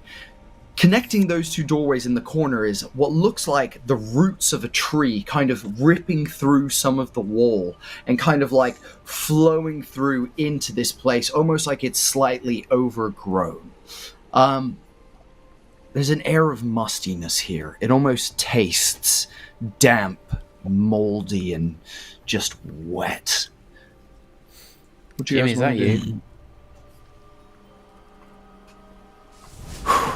So nobody's ever got this far. Nobody in the group knows what they're doing now. We're all on an even keel. Well, I would say, as far as I know, with all my friends that I used to game with, it's not just us four in this room. I don't think anyone ever has gotten this far. Like, ever. So are the roots intertwined? As in, are they blocking the path where we need to go? It seems to be like taking over the corner of the room, almost like they're just filling the corner of the room and then like almost cracking into the stone floor and weaving like deeper into this place. So no, the two doors are not marred by this biological infraction here. I say we just go for the doors, right? We don't need to worry about that just yet. But as I sort of make a move towards the door, I'll look at the trees to see if it does anything. Does the roots move towards me? Any sign of movement? No, at this point, no, not at all. Okay. Maybe it's just a route in a room. Are we overthinking this?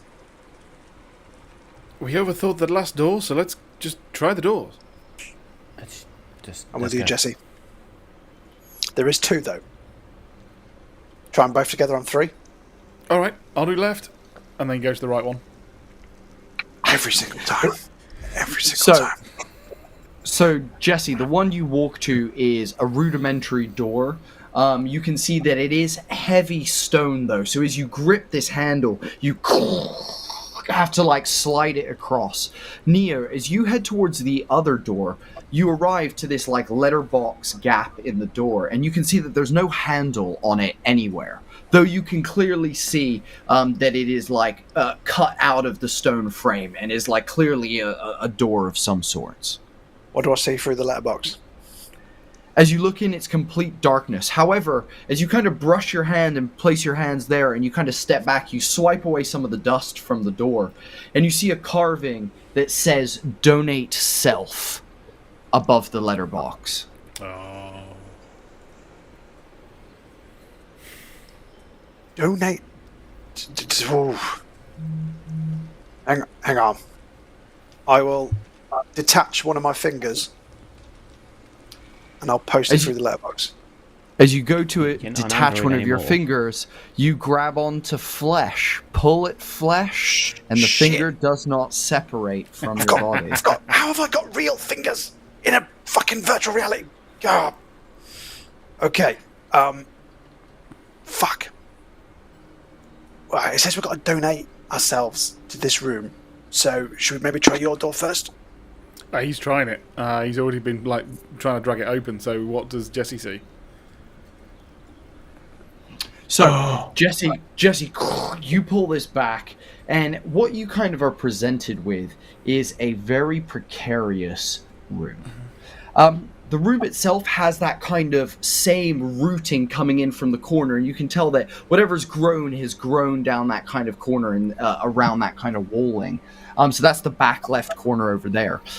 Directly in front of you, you can see that there's a desk. On the desk, there's a tankard on the right-hand side of it. There seems to be some sort of skull that's just been, like, rolled onto the floor next to the desk. There's some sort of chair that's toppled over behind the desk as well. It looks well painted, almost like it's had a really nice, like, varnishing on it. There seems to be a painting on the right-hand wall that is ever so slightly crooked and hanging at an angle, and there's a sofa in the middle of the room. Hey, I got a little, cubby captain's room, summit. There's a desk and shit in here. You want us to follow, Uncle Cousin?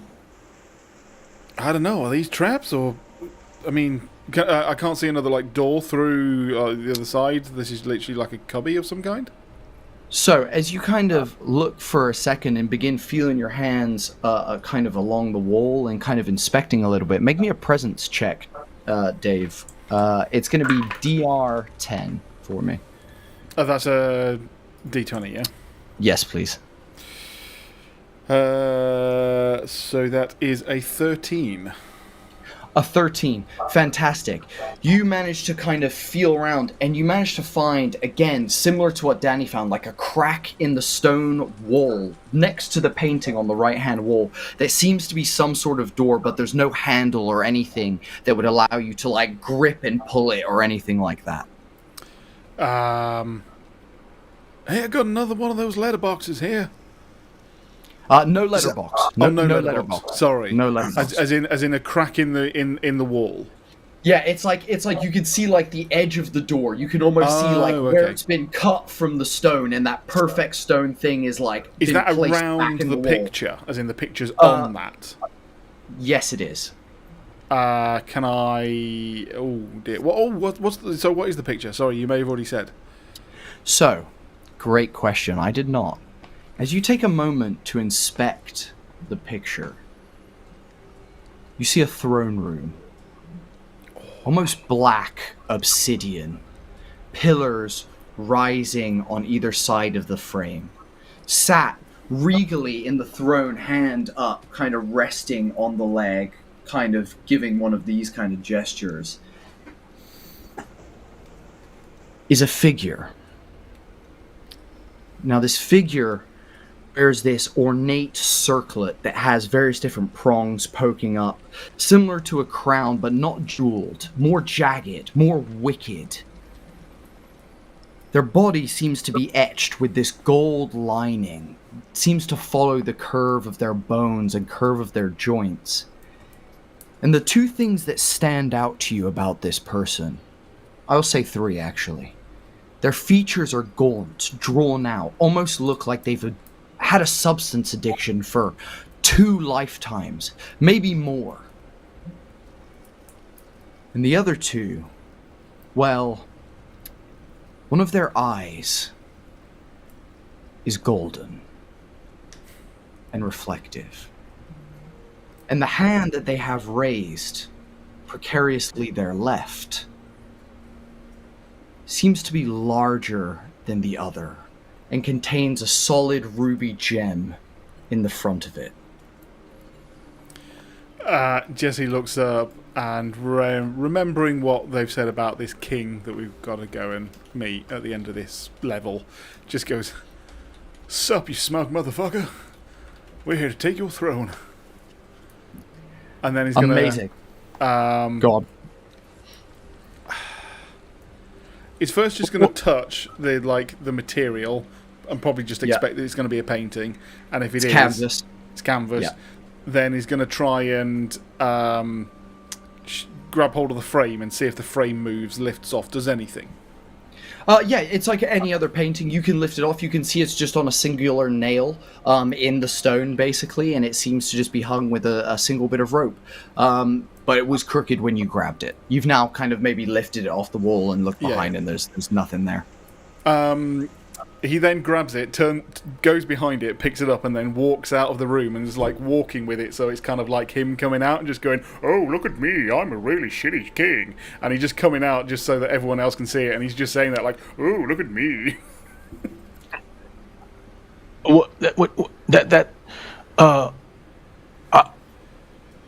I'm not. I turn to Rose and I say, "That's not.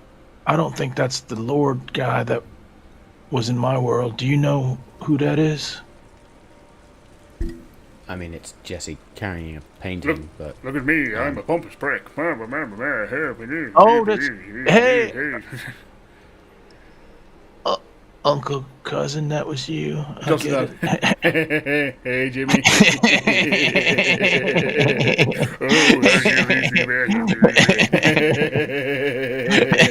You feel me? You Rose is going to step past the idiots. I thought you were the king.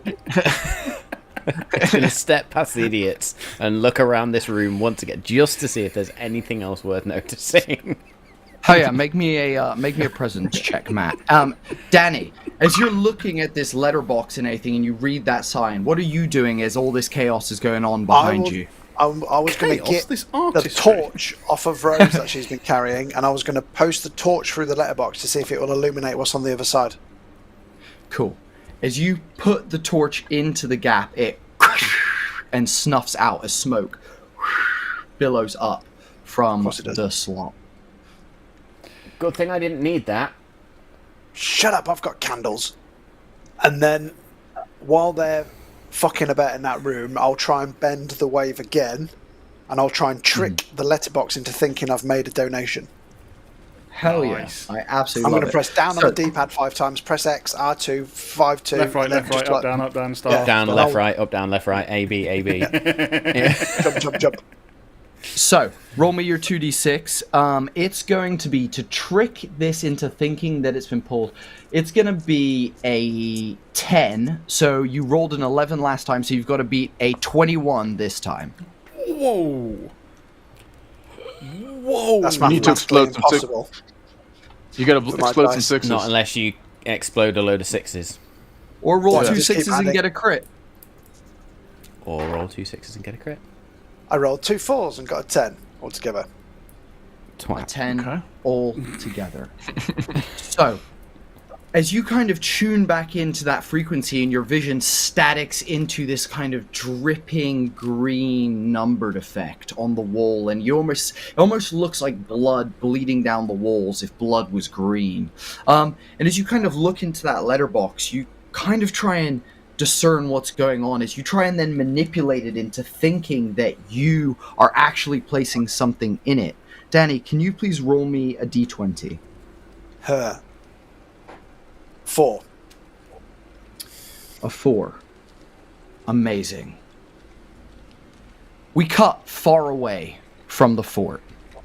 As deep within the ocean, a wave ripples outwards in all directions as a dark shadow darts across frame. We see a large pointed head with frills coming off the side, long tentacles dragging behind in the ocean as it rushes in the direction of the fort. Oh, good, I created a kraken. Anybody else smell fish? As you stand there, Archer, Neo, idiot. as you stand there, Neo, you are unable to manipulate this thing. It remains exactly as it was when you stood there a second ago. Neo, Jesse walks up behind you, but what he's done is he's punched through where the head is on the painting, and he's stuck his own head through. So he's walking up with his head through, and he's like, "Are you having trouble?" What the actual fuck? What? It was in that room. Actually, hang on. Hang on. Oh, you yeah. might be onto something, right? Okay. If you have to donate yourself, Okay. does a picture of yourself count as yourself? So I'll take the painting off your head, tart it up a bit so it's like fold it back in so it looks like a full picture. Because technically a picture of yourself is you, right? But it's not me, it's the king. So I'll post the picture Could be of your the king soul, through the according to some letterbox. cultures. There we go. So this is a canvas piece of art that is wrapped around a wooden frame. The frame is way bigger than this slot. This slot is maybe as big as an outstretched hand. If you stretched your I'll hand smash as wide it, as you roll feasibly could. I'll take it out of the frame and roll it up into a cylinder to post it through them. Fantastic. Fantastic. So, as you feed this in, you pass it slowly, slowly, slowly as more of it goes in, and you get right to the end as you just feel it almost stop. Like there's something blocking it at the other end. Bang it like the end of a ketchup bottle, trying to get it in. It begins That kind of never folding works. and crumpling in a little bit. However, it doesn't seem to move any deeper. What? Fuck. What are we meant to be doing here, Kevin? I don't know. It says you need to donate yourself. I'm thinking this is the way we get in, and it'll probably open that thing you're fucking about with over there. Jesse's not going to realise what he's doing. He's going to try and reach in to find out what's stopping the end of the picture frame. No, don't put your... God, too late. As Jesse slides his hand past the picture into the gap. It couldn't have been any better with Jesse doing it as well. It makes a lot of sense. Total. What do you mean? As you reach your fingers back, I'm confused. Yeah. you feel the gruff surface of this slot, this carved stone, dust beneath your fingers. Cobwebs catch on them as suddenly you feel a lever at the back of the slot. Okay. I'm going to go... This is some weird mummy shit. Somebody's about to lose all the skin off their hand. So he grabs hold of that one and goes, "Hey, no, I think I got it. This is in the way." He's going to try and pull the lever. Yeah, you pull the lever, the door and just opens. He stands up Gotta stop looking overthink- really, we've gotta stop really overthinking it. surprised. He looks really surprised. He's like... Does anybody else- Rose shouts from the other room. And then just bows. Jesse, stop Yeah? shoving your hand in strange holes. But it technically worked. This time. So, So As the you- door as with you the kind of hand peer that he in. put his hand in open, not the door in the room. Indeed, the door which he put his hand in opens. So you were Nice. literally just pulling the lever to the door mechanism that was in the gap. Brilliant. He steps in backwards. He doesn't look what's in the room. I love As how you one step of us in playing on whatever's the doing trope of us not being able to open doors by making every door really simple, but we're just freaking out about every single door. Hey, I don't know what you're talking about. Jesse, as you step in backwards, the light from the room actually fills in and kind of like bathes this room in a little bit of light. He will In the turn center around of the room, sat by itself, covered in cobwebs and dust, is a large chest. Well, we might as well just go and open it with no overthinking, right? That's exactly what Jesse does. Yeah. Amazing. You go over and you lift. No. Go on. He does what all games do. He just smacks it on the side, and apparently that falls over and gives him 12 gold.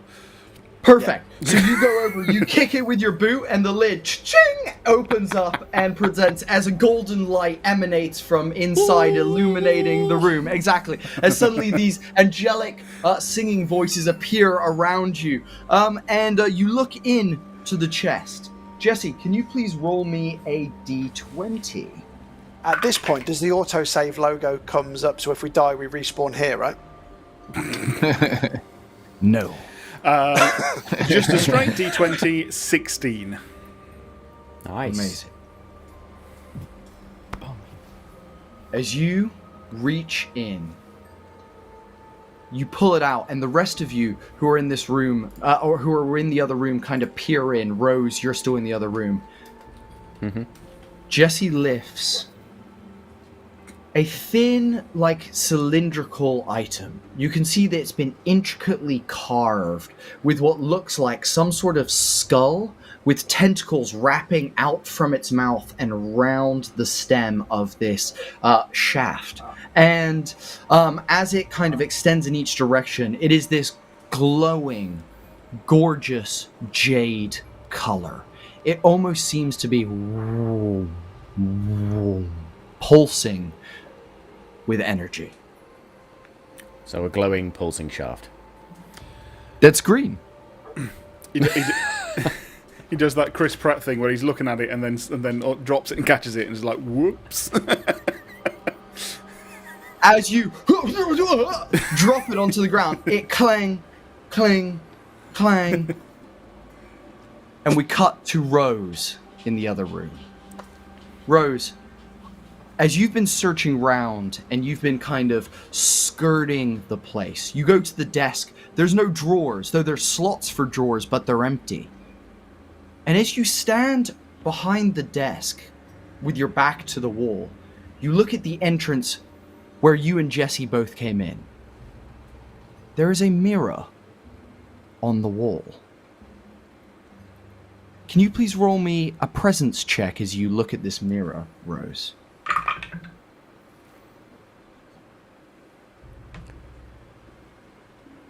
$18. 18. As you look, you kind of shift to the left. Tell a light. That's a 16. Beautiful. You shift to the left. You shift to the right in hopes that the reflection might shift or change. But what you realize is that the mirror is depicting this room, but a very different version of it. And that's where we're going to take our break. What's that? What does that mean? Oh, Bodes, this is awesome, by the way. This is... Thank you. Yeah. This is cool. We are yeah. doing a full-on PirateBorg miniseries at some point. Yep. Fuck yeah, dude. I'm so about it, dude. I'm so about it. Dude, I got some shit locked and loaded for you guys. Don't you worry. Guys, thank you so much for joining us for that first half. We've got so many of you amazing people watching at the moment. Guys, if you want to, couple things that you can do that I'm not sure if you were aware of, those of you who are watching. You can spend your channel bits to give these guys inspiration and help and things like that along their journey. Also, if you have any suggestions suggestions of like NPC names or things like that and stuff like that, please chuck them in the chat. We'd love to interact with you guys as we're going. But otherwise, we're going to go away for a little quick break. We're going to go have a piddle, as Jimmy so aptly put it earlier. No, tinkle. It was a tinkle. My bad. It was a tinkle. There we go. And we will catch you guys in like 5-10. See you then, guys. Welcome back, everyone, to Orbital Blues, episode 3 of Arc 2. We are currently in the VR world of the Wave, and our players are currently embodying virtual characters as they navigate a dungeon within the fort of a seaside castle, essentially.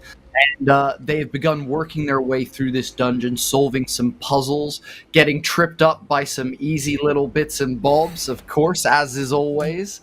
And we've just ended our last half with Jesse finding this ruby, basically signet-like rod, basically, and dropping it on the ground. And we also ended with Rose kind of walking towards this mirror and making their way towards this mirror. Rose, as you kind of edge closer and slowly kind of come close to this mirror, the first thing that is apparent to you is your reflection is not present at all. Completely non-existent. You cannot see yourself moving closer to the mirror. Did I become a vampire? Joining this? What the fuck? As you keep getting closer... Oh, sorry, go on, Tom. I go up to Rose, and... So you walk into the room as well?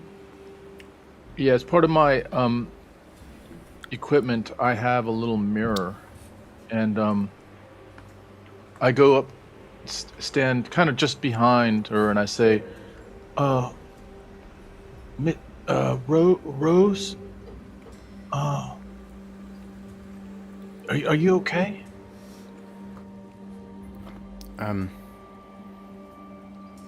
Something weird about this mirror.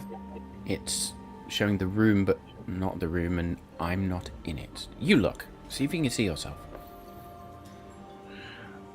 I look at Rose and I say, and I pull out my mirror and I say, I've got another one. This is just a little one that I guess is Father Leo. That's what I carry. Can I see the reflection in that one? You can see your reflection in that mirror. You can see your reflection in that one. Oh, thank God. Oh. I so thought I'd become a vampire for a minute, and then everybody was fucked. Right. What else do I see in the mirror, then? Is there anything I can pick up from this... I don't know what you call it, virtual reality inside of virtual reality? This is too many inceptions for my brain to fucking compute right now. So, first of all, Jimmy, as you kind of step into the room and you kind of peer around the corner at the mirror, you are also not present in the reflection. However, you can also see the same thing that Rose can, which is that the room is shown. However, it's not like the one that you're currently seeing. There is no tree vines bursting through the wall in the corner. The room is immaculately clean. There's no cobwebs in the corner, and there seems to be some sort of like rug in place on the floor. The sofa seems to be against one of the walls, and the chair upright behind the desk. It seems that the skull is also on the desk, and the tankard is actually on the left. And the painting is, well, there's no painting on the wall, but Jesse just walked out with it. But the painting in the thing is on the wall. And as you guys notice that, we cut back over to Jesse and Neo in the other room. Jesse, you just fumble this gorgeous jade artifact. Jesus. Neo, you're stood watching Jesse just fumble this obviously fragile item. Yeah. I'm just waiting for it to explode or do something. So as you drop it and it hits the concrete, it fetal in the corner. And this like noise rings out, almost like a gong has been struck, as it like taps the concrete and then falls solid on the ground like it's weighed down by 1,000 suns. You two in the other room do not hear this gong noise. Just the two of you in the room with the rod do. Jimmy, why don't we set up the room like it appears in the mirror? Yeah, I follow what you're saying. Are you having the same problem I'm having, which is like my brain is splitting in I think 3 or 4 ways right now. Like I'm Jimmy, but I'm also Father Leo, but I'm also Jimmy playing the game with Father Leo in it and the rest of us in it. And I'm trying to... Jimmy, look Yeah. Yeah. You are Jimmy. You are only Jimmy. Whatever you think, whatever you feel in this place, it's not real. Yeah, no. Rose, what I'm trying to say is it might be important that we remember to play this like a game. Because that's, you and I, that's what we're good at. As you say, that's what we're good at. All of you hear this simultaneously as the sound of stone scratching against stone begins happening. The door, the entrance to the room Rose and Jimmy that you're in begins sealing shut. And I see you that. can hear that in the other room as well. Whoa, hey, I hey, will hey, whoa, grab whoa, hey, the yo. jade stick and I'll wedge it to kind of keep the door open. So I'm trying to keep the you door have- open to the as well, but my 1,000 feet are sliding. Oh, okay. I don't know that, do I? Until I try So- to pick up. You pick it up, and as you do, it's light as a feather. But as you do, you notice that it burns your flesh with the engraving on the outside of it. Your flesh begins to sizzle, and that smelling of charring flesh begins to fill the air. As you dash out of this side room back into that central room that connects these two doors, as you can see the door being closed, and you dash over to try and ram the stick in the doorway in time. Neo, roll me an agility check, please.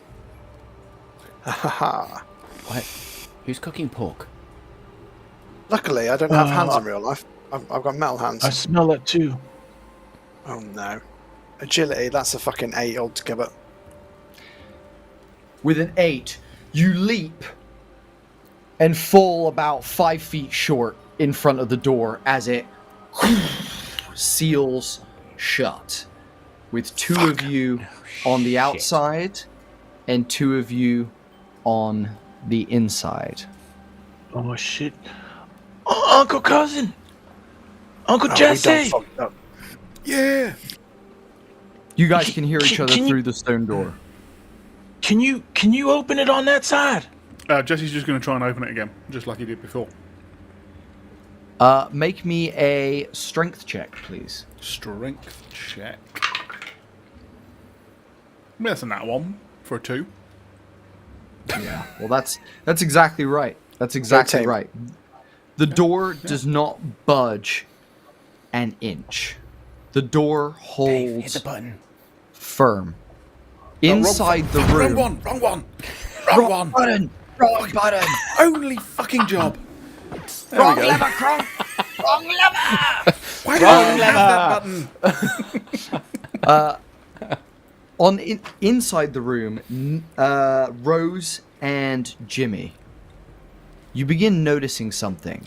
Faint at first, but the noise begins increasing. Just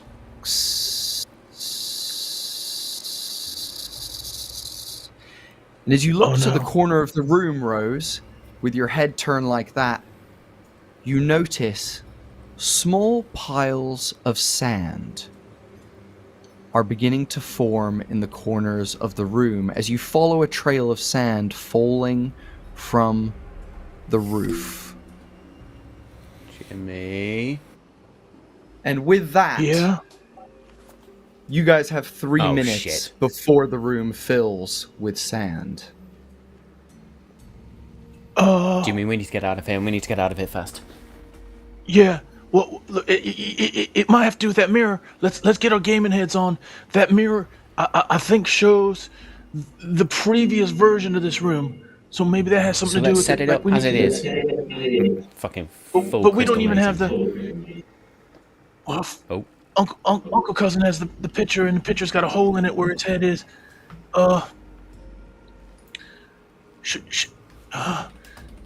Should we see if we can? Can I go up to the mirror? Can I go up to the mirror? I'll pause it for a second. Go for it. Yeah. what Can are I you put trying my to do with the hand? mirror? Can I see if I put my hand through the mirror? Like, is it just you- solid? You place your hand against the mirror. It is solid glass. That's not what I thought it was. We got to do something. Neo, fucking Captain Neo, we need you right now. We What need does- you right now. What does the what's the inscription on his hand look like? The inscription on Neo's hand looks like the skull with tentacles that I described earlier wrapping around There's this no wall. wording. There's nothing like that. No, And there's no way no. of getting this in the door because it was just a door. There was no letterbox or anything. No. The sand I is now will- filled to your knees.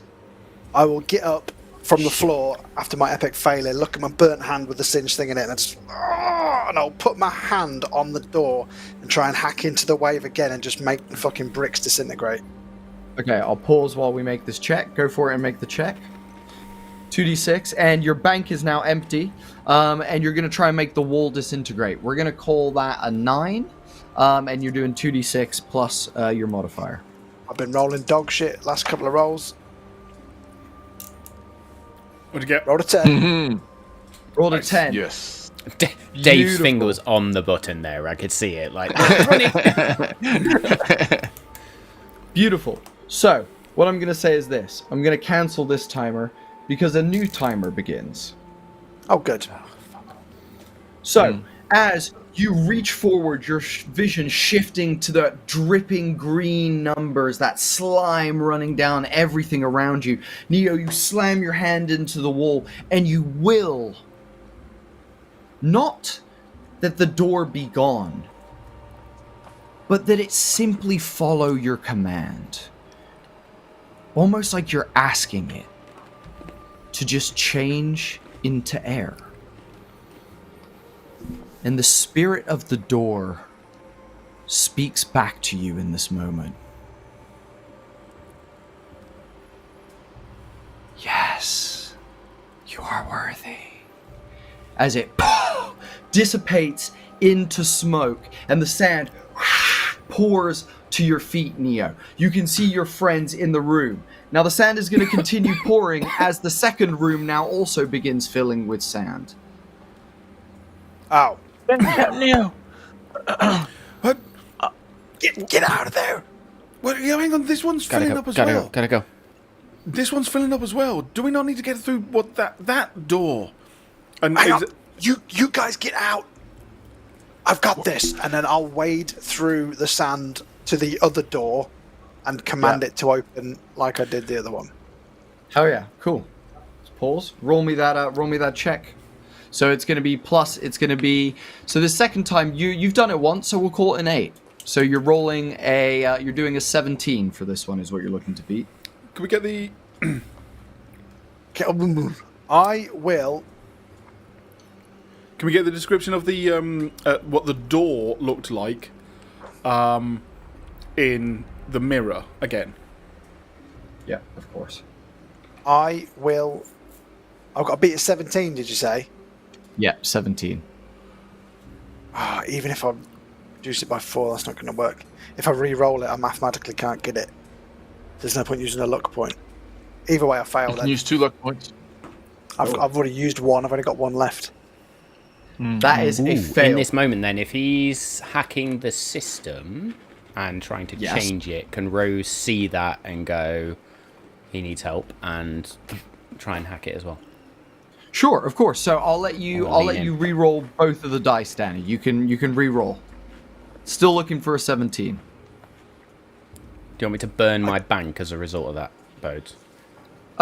No, you're all good. No, you're all good. Keep. So keep, if Rose is keep that helping me, back. allowing me to roll, can I then use my other luck Reroll. point to lower the Reroll. DR by 4? Reroll? Yeah, of course. You can have Reroll. it down to. You can have it down to a 13. Sure. 13 to beat. Right, here we go. I can mathematically do a 13, but I need to roll 2 6s. Yup. Mm. I rolled the exact same as before. Fuck it. Wow. 9. So, Oh my god. as you both try and combine your efforts and you slam your hand against this door, what you feel is some of the most advanced coding you've ever experienced. You can see that it is so cryptic and it's written in a language that neither of you have seen before. However, Jesse, to answer your question, Yes. what does the door look like in the mirror? Yeah. So, the door that you found behind the painting is open in the mirror. Is open and is No painting. and no painting. However, all the other things seem to be in different places. So we'll just continue this. And the stupid question, there's no sand in that. Or is there No. sand in the mirror? There's no. No, none. Shit, that didn't work. Can I went into Kami's voice there. What the fuck was I doing? Can Jesse just try and arrange the bits Yeah. in our room? Rose's original idea. With Rose will with join. Rose's help. So I think we both bump into it and go, and then Same wavelength. Rose, tell me what to move. Tell me what to move. Okay, The so skull needs to get left a bit, and so we'll first of all, narrate. to get the skull, you're gonna have to dig through some sand to get the skull. So you're gonna give me a strength check for the skull. Okay. Then, to move the sofa across the room, which is now half buried in sand, you're gonna have multiple of you get behind that sofa now and move it across the I room. imagine we The all other do. stuff, you can pick up the chair and move the tankard easily. Okay, I'll do the skull first. Yeah, awesome. So give me a strength check. Strength check. Should the other three of us do the chair then? Sorry, the Hell yeah. sofa. Oh, Perfect. sorry. We've also got I'll our get- plus. Have we got our +2 to this from Jimmy's +2 still, yeah. God? Oh Yes. shit, those Yep. +2s. Yep. Oh shit, I didn't add that 20 in my rolls, but I still would have failed, so it doesn't matter. So 17. 17. Nice. Beautiful.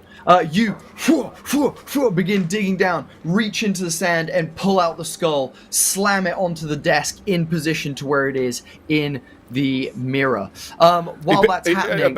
Pick up the skull out the sand, and as sand is pouring out of the eyes, he's going, to be or not to be, and then just puts it on the table. Amazing. You then grab the chair, Jesse, lift that up and put it positioned as well as sliding the tankard from the right side to the left side of the table. The rest of you, we're going to perform a second thing from the Hat D Project Blackthorn system. We're going to do something called heroic synchronicity. So, heroic synchronicity is going to be different when we actually get this, but for PirateBorg, we're going to do it this way. So, each of you is going to make a check. The first person is going to make a flat check, no modifiers added. If they succeed, they will give the next person a +2. If that person succeeds, they will give the next person a +2 on top of that. If the first, second, or third person fail, then it will be -2s to the next roll, basically. Or bring it So- back down to 2 from 4 or whatever. Yeah. Yes. Okay. So the people leading up to the last person in the order are trying to get that person to the highest buff that they can get on the roll, and it's all down to that last person's roll. So decide the order Danny's not between you rolling guys. Let me go first if you know what you need to overcompensate for. Cool, awesome. Danny, roll me a d20, and you are looking to beat... we'll start easy. We'll call it a... this is you positioning yourself behind the sofa, so we'll call it a 10. 16, bitch. Yes. Beautiful. You get behind the sofa and you manage to clear a section of sand, giving you a bit of room to slide it along the floor. +2 to the next person in line. Who's next? Tom or Matt? I'll do the heavy lifting, Miss Rose, and then you can finish it up if that sounds all right. Fine by me.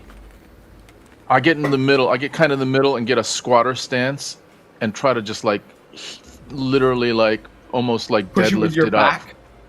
Yeah. Yeah. Love it. Dude, love it. Cool. Beautiful. Roll me a check with your +2 from Neo. And a +2 from the original +2, so that's +4. Is that right? Sure, I'll allow it. So that will be, and your DC for this one is going to be, your DR for this one is going to be, we're going to go up a little bit, so it's going to be a 12 that you're looking to beat for this one. I got 4. Ooh, that's a 21. Hey, 21. let's go. Okay, so it all comes down to Rose. You have to roll big here. Now, you are going to need to roll your dice. You're going to add 6 to it. You are going to be rolling for a 16. Am I using a stat here or just a d20? Just the d20 plus the 6. You got this. You got this. Roll 10. I'm blaming you, Dave, if it goes wrong. Oh, because of the fucking LED, you know? Yeah. It's my lucky dice. It's my lucky dice. I don't want to look. Oh, shit. I'm using my next point of luck. My last point of luck. Wait, can we I'll roll lower a 9. Okay, so it's a... You can... So you A lower 9 it, on the dice. Yeah, so you can lower it. Shit. You can lower it and you'll make it. In which case I will lower it. And yes, Hey. so I burn the luck. The devil's luck. Beautiful. Okay.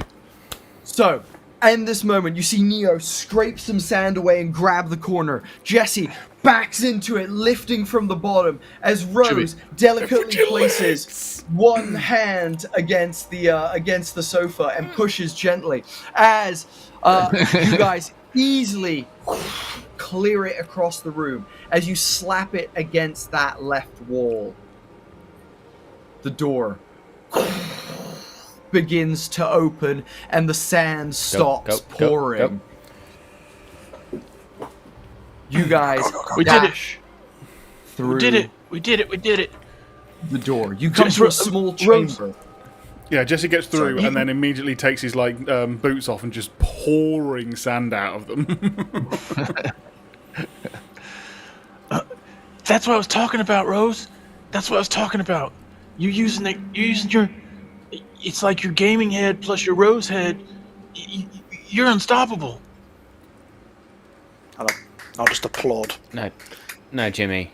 That was us. We're unstoppable.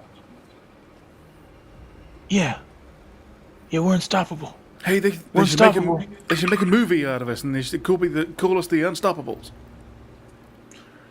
Yeah. So, as you guys rush through this door, we enter a small little antechamber, and you can see a big circular kind of entryway that leads down a set of stairs that descend with... It has, suddenly goes to this, rugged cave roof, basically, above you, and this tunnel just descends downwards, basically. Almost as far as you guys can see. It never ends. We're so far in the levels right now. We could have really done with a torch here. Fuck I off. have I've got a candle. And I have a lantern. I actually have a 6 hours of oil lantern in my... There we go. In my monk's robes equipment. I've So got I pull it out, and it's not lit. But I pull it out, and I'm like, Man, Father Leo is coming up real strong right now. Real big for us. Anyone got a light? Jesse grabs into his satchel and pulls out a flint and steel and lights it. Yeah, blows back out through the corridor. Into the lands in the sand in a pile. Wow, what a ride. So, as you guys kind of come down into this next kind of room, you can see it's about 60 feet long, rectangular in shape, and has pillars holding up the roof. just as you kind of come in to the left, there's a small door there that's open and is like left ajar. However, then at the far end of the room, there's more stairs that seem to continue down, and that's directly ahead of you guys. So there's one door to the left and then more stairs that continue on downwards. I guess we got to make a decision. We going short door or we going down? Split up? No, split up. I mean, we're barely getting through this together. Yeah. Yeah, we did literally just split up and nearly died. Yeah. Yeah. I didn't drop things on the floor, but What? Nope. I don't know what you're talking about. Wasn't me. together. I was Together. like trying to relieve some of the tension that's building quite rapidly. Sorry, are we still holding said someone still got the jade dildo? Shaft. I believe Neo does, currently. Okay, as long as we still have it. Bodhi, this is why you can't create anything in our worlds. Like, Yeah, I've got It's now dubbed the Jade Dildo, and it shall be henceforth known. There's nothing I can do about that. Rip for your burning and tingling sensations. So, are you guys going through the door to the left? Or are you guys continuing onwards? Are you peeking through the door? As you guys are moving, the shadows from this lantern are kind of decorating the walls in these gorgeous, like, black stains that seem to dance in the light. Can I? what is it then, I'm Captain? gonna go to. I'm Go on, Jimmy. gonna turn to the group and I'm gonna say, Uncle Jesse, that thing that we saw when we did that prayer thing. Yeah. We might need it again, just to maybe to help us here and guide us to whether it's down or out the side door. Do you mind? Yeah, sorry. Can I get a sense of, are we like heading away from the castle, towards the castle, like down, up?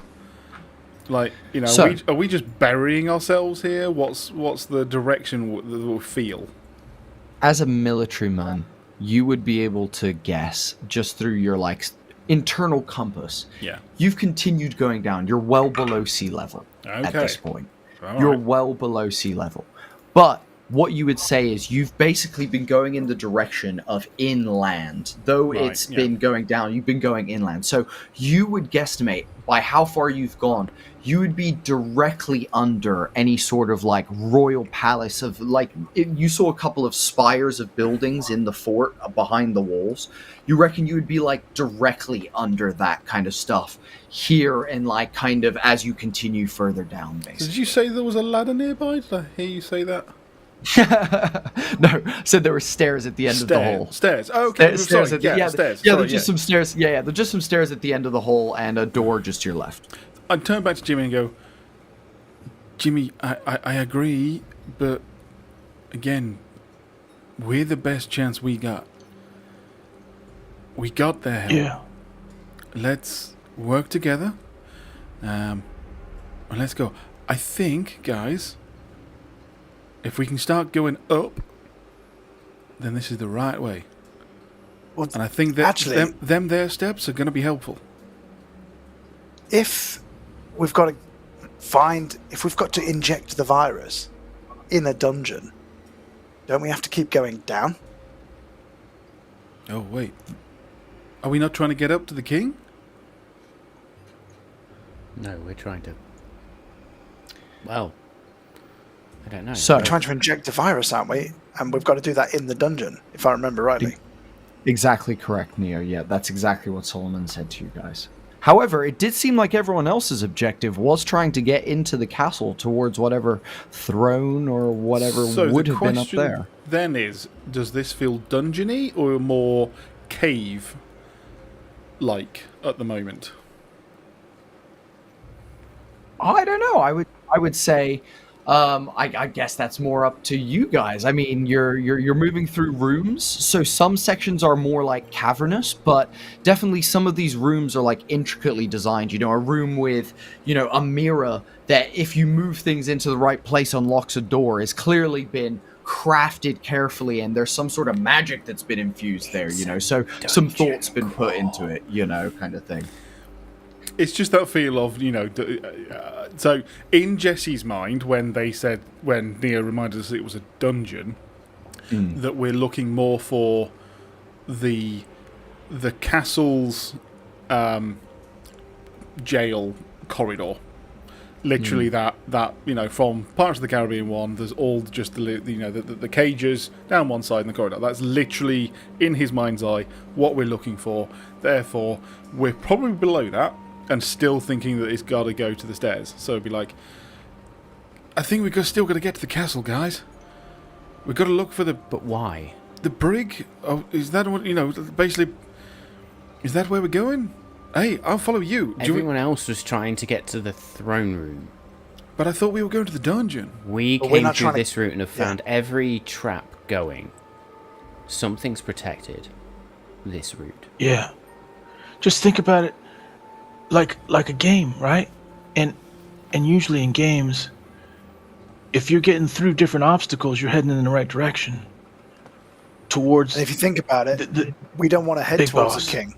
We want to head, well, to the dungeon to implant the virus. But if the aim of the game is to go to the king, we're not trying to win the game. We're trying to, I suppose, short-circuit the game. Yeah. What does this door look like next to us? So the door next to you, it's cracked open, and you can see that within it there seems to be the far wall that you can see that's just lit by the lantern light ever so slightly. It looks like has almost these square carvings in the wall that depict different like figures stood with like robes and like regally almost.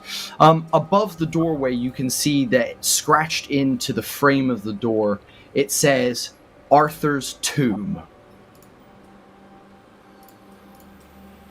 Arthur. Anyone know an Arthur? Jimmy? King Arthur? Who the fuck King is Arthur. King Arthur? Didn't he have a round table? Well, it could be left over from the old medieval skin of the game. Yeah. But that was a lord. I don't know. I'm not sure, guys. Bodhi, just to recap, we've come down a set of stairs. Yes. You got the door. Yeah. Do the next set of stairs go up or down? So the next set of stairs descend downwards. At the end of the hallway, they descend downwards. You can see that there's pillars lining the room, basically, these like tall, thick pillars. And really, there's not much else in the room. There seems to be almost like this guttering, though, that runs along the like walkway towards the stairs, basically. Are there remnants of blood in the guttering? Jesse, as you bend down and inspect the guttering,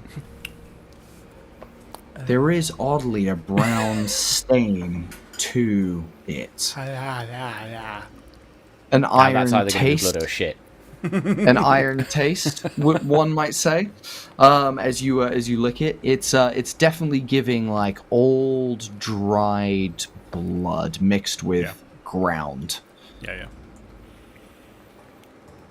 So stairs. Stairs. Let's go. So help me if we're coming back for this bloody door to plug in a USB. I'm going to be so pissed. I'll go with the group on this one.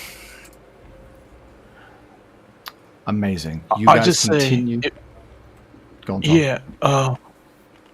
I turn to Rose and I say, if we were playing this as a game, we'd go down, wouldn't we?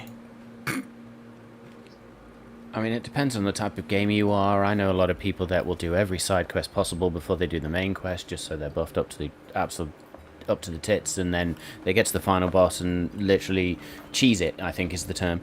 But we're on a time limit. But the main quest, yeah. Down. I'll vote down. Amazing. You guys... I know Neo's been waiting to hear those words from me forever, but yes, we need to... Ha He skips. You cross the room, and as you do, your shadows, again, just dance along the walls as you kind of walk past these pillars, and they round them, those shadows kind of circle them, and you make your way to the top of the stairs. As you kind of look down the stairs through this lantern light, they seem to just continue on and on and on, almost into pitch blackness.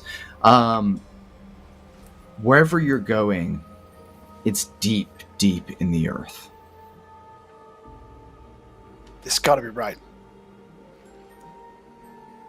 Yeah. Or else it sends us out to another world or something, and then we're out.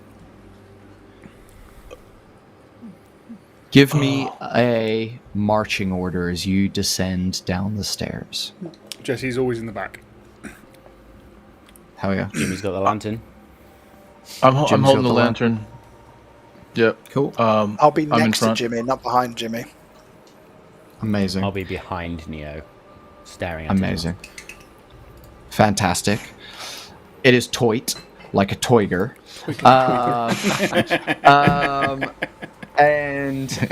Cool. As you guys My walk pantaloons down, can barely contain my cheeks. That's how. Rose probably would say, do you know what? We really should get you a pirate outfit when we get home. I mean, if you're into I that don't thing. understand. Does not compute. Just keep going. I need to download like a smut program, don't I? From the, the All of the spicy audio. I Sorry, know Bex. BDSM. I know kung fu. Yeah, exactly. So, the darkness of this stairwell is almost oppressive. Though the lantern light is, at least surrounding you guys, it feels like it's weighing on that light. Like the light is having to fight the darkness back. And you keep going and going as your footsteps echo on the stone. Your breathing circulating around all of you, those breaths. And as you finally reach the bottom, you come to a circular room, about 80 feet wide. Directly across from you, against the wall, sits a large chest. Giant skull embroids the front. A crown rests upon the top. Circling the edge of the room are cages, shackles hanging with bones, rotting corpses, decaying matter, sinew. The smell is rank. It's deep, and you can taste it.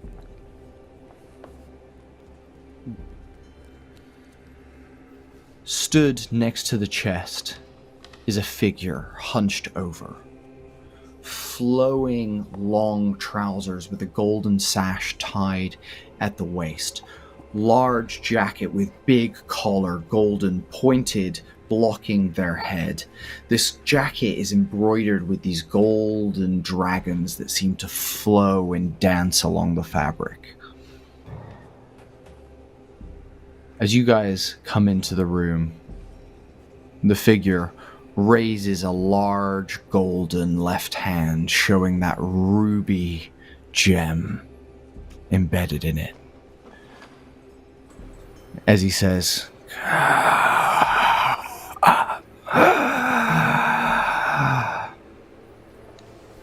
"Welcome, welcome. I knew you would find me." Rose, can you please roll me a toughness check in this moment? King Emphysema. It is nice to meet you.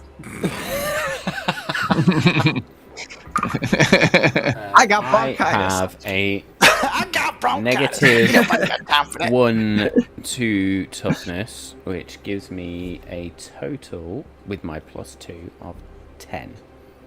Amazing. As this figure turns slightly, a flash of a golden eye, their figure statics for a moment, and you see in their place the black suited figure.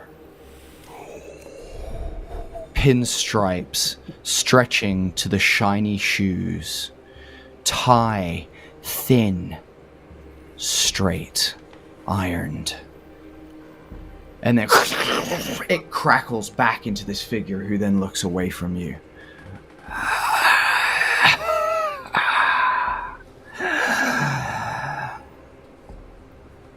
I knew you would come this way. All the rest think it's about the throne.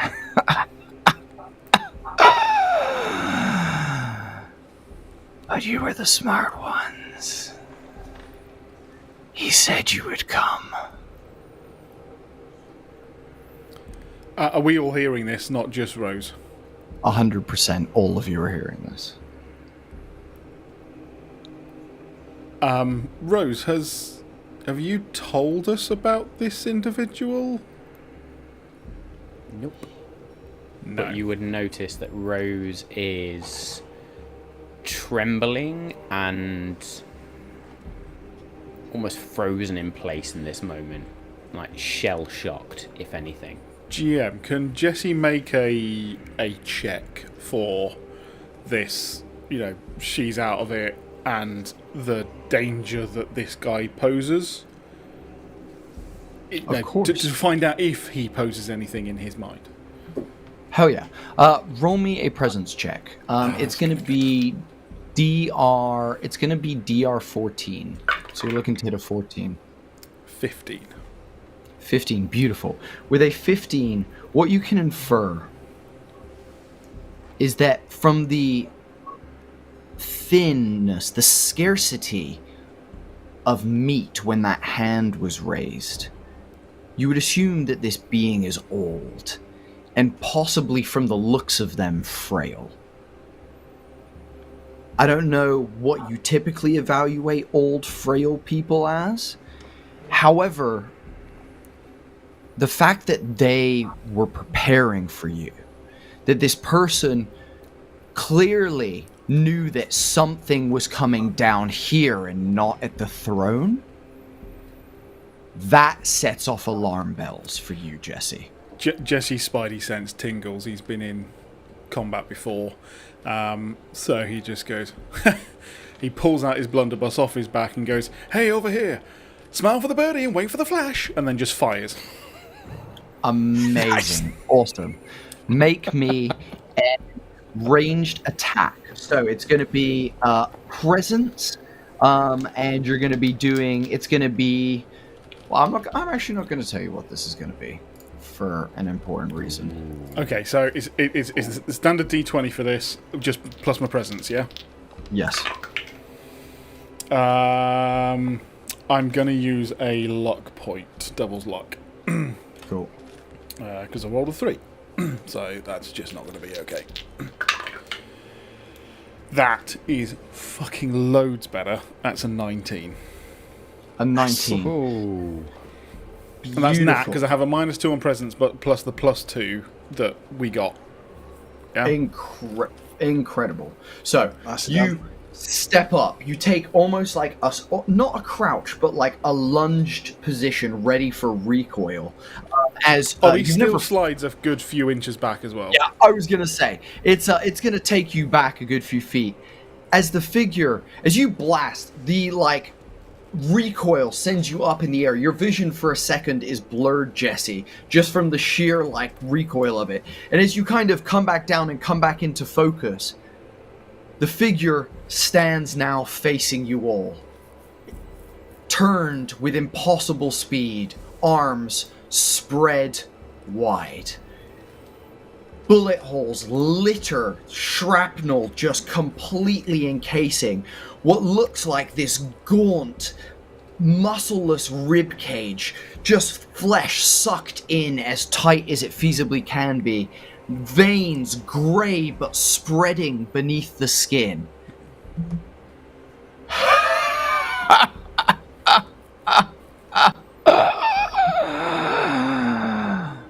Rise! Rise! As he flicks his left hand, you begin hearing... Oh no.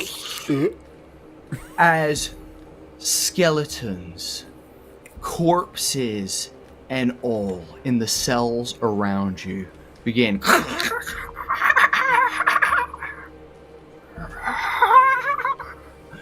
twitching and coming to life.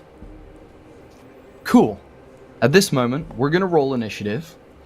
So, the way initiative is rolled in PirateBorg is we do it round by round, and we go like this. Nice. Matt, you're going to start us off. Roll me 1d6, Matt. On a 1 to 3, you guys get to go first. On a 4 to 6, I get to go first. 5. Balls. Sorry. Beautiful. Okay. By the way, did I do any damage to him? And do I need to roll that? I don't know what I do. Go for it. Roll your damage. Yeah. Roll your damage for the blunderbuss. So it says blunderbuss next to it. It says D4, but then brackets D10. Do you know which one I'm using? Hit the d10. Hit me with a d10. Hit me with your best shot. A 5. Bit about A 5. Benatar. In that moment before he says that rise, you, Jesse, make an evaluation. That type of power behind a rifle, that amount of shrapnel, would have killed anybody. Yeah. Anybody. Anyone you've ever met in your life, the hardest people you've ever met in your life, couldn't have taken what you just fired out the end of that gun. It felt like a 4-barrel shotgun going off at once sort of thing. Yeah. Yeah. And he stands there in glorious, regaled pride in front of you. So, your assessment would be very little to no damage. Okay. Yep. When we come around to you acting, Jesse, I would like you to make a presence check for me. Okay. I'll remember that. So, with me acting first, this being is going to raise a hand towards you, Neo. Can you please roll me a defense check, Danny, which is going to be agility DR12. Yep. And what I have done, as I've noticed Rose freeze, I've positioned myself between Rose and him. So Rose can only now see the back of me and not him. Perfect. Agility, you say? I'm going to change that dice because that was dog shit. That was a 6. A 6. Reroll Yeah. it. A 3. A 3. Fantastic. You feel your body become weightless for a second, and almost like that feeling you get when you're on a roller coaster as all your organs lift quickly in the air as you become weightless. Rose, in front of you, Neo lifts off of the ground. As he points his hand forward and flicks the fingers to the side, Neo goes flying across the room and slams into one of the cages. Neo, you are going to take 6 points of damage as you are slammed into one of the cages. At that moment, all of the sinewy, skeletoned, rotting creatures are going to act. 2 are going to dash towards you guys, though they do not make it to you this turn. The rest dash towards the figure and stand behind them in a circle around the chest. Over to you guys. So there's no particular order. She's shell shocked. So she is. There, we did it again. Everybody take a blue. Go on. Sorry, Rose. I'm going to say go for it. Rose will go last because she is just out of it. Perfect. I've got to be second to last then because I'm the other side of the room in a heap. Yep. I know we're all gaming for going last, but I suppose therefore at some point, at some point Jesse just needs to reload. So I don't know whether that's going to be something that puts him in place or something. I don't know how that mechanic works. So are you reloading? Are you staying stationary where you are and just reloading, Dave? With all of this movement, probably wants to get into cover. Okay, awesome. You can see that dotted about maybe 10 feet away from you are a set of crates that are stacked nicely. You run, dash, slide into them and get your back to the crates. You begin to try and load this blunderbuss. And for a second, you don't know what you're doing, but your body just begins muscle memory. It just begins going without you even knowing, with the skills that whoever this person you're embodying just has. As you begin the process of getting the gunpowder and stuffing it down, grabs a and pouch then of getting gunpowder, the pellet, pulls it down the front, grabs a cap, puts it on, puts some knife shot, doing all of that while looking around the room. Beautiful. Awesome. You can see that you have moved 10 feet closer to these two zombies that are rushing you, basically. So they're now probably about 20 feet away from you, Dave, and closing in fast. But your reload is going to be your entire fucking turn getting this, gun ready to go again, basically. Cool. There we go. That's my go. Awesome. And your presence check as well for me. Yep. 6. Cool. With a 6, the one thing that you notice that's odd is you saw the gold hand, you saw the golden eye, but you spot something golden glinting on this frail, ethereal being's waist, almost hooked onto that sash that I mentioned earlier. Okay. It looks out of place. It's odd that that the other gold things are biological, but this one seems to be like an accessory that he's got of some sorts. But you only catch a glimpse of it because as you slide into the boxes, you're then focusing on reloading and going, basically. Fine. Okay. Beautiful. Jimmy, what you doing? I see a couple things that happened. I see the effects of Jesse's blast, which are pretty much little to nothing. I see Neo being crashed against the cage, and I am now almost like feeling Father Leo more than Jimmy somehow, and I just lower my my monk's hood down, and I do beckon that entity. And while I'm beckoning it, I am using mind manacles, which states one creature you see must obey your command for D2 plus spirit rounds. Oh yeah. Tom, sorry, for anyone who's on the podcast right now, Tom has just lowered his hood over his face, and it was brilliant. It looked like he could see through it because he was just reading something and his eyes were totally covered. It was the creepiest thing in the world, where he's like, oh, suddenly I can just see through material. So, Tom, that is going to be, I need a spirit test from you, and it's going to be DR 14. Okay. So I can add a 2 to it? Yep. Plus my 2 spirit. So plus 4 then to the roll. That's a 16. That's a 16. Beautiful. Nice. Cool. With a 16, what are you directing? Now, the two zombies are within 30 feet of you, because Jesse's 10 feet ahead of you, so about 30 feet of you, basically. You can see the figure is probably about 70 feet away on the other side of the room, and the rest of those beings are now congregating about 5 to 10 feet behind him.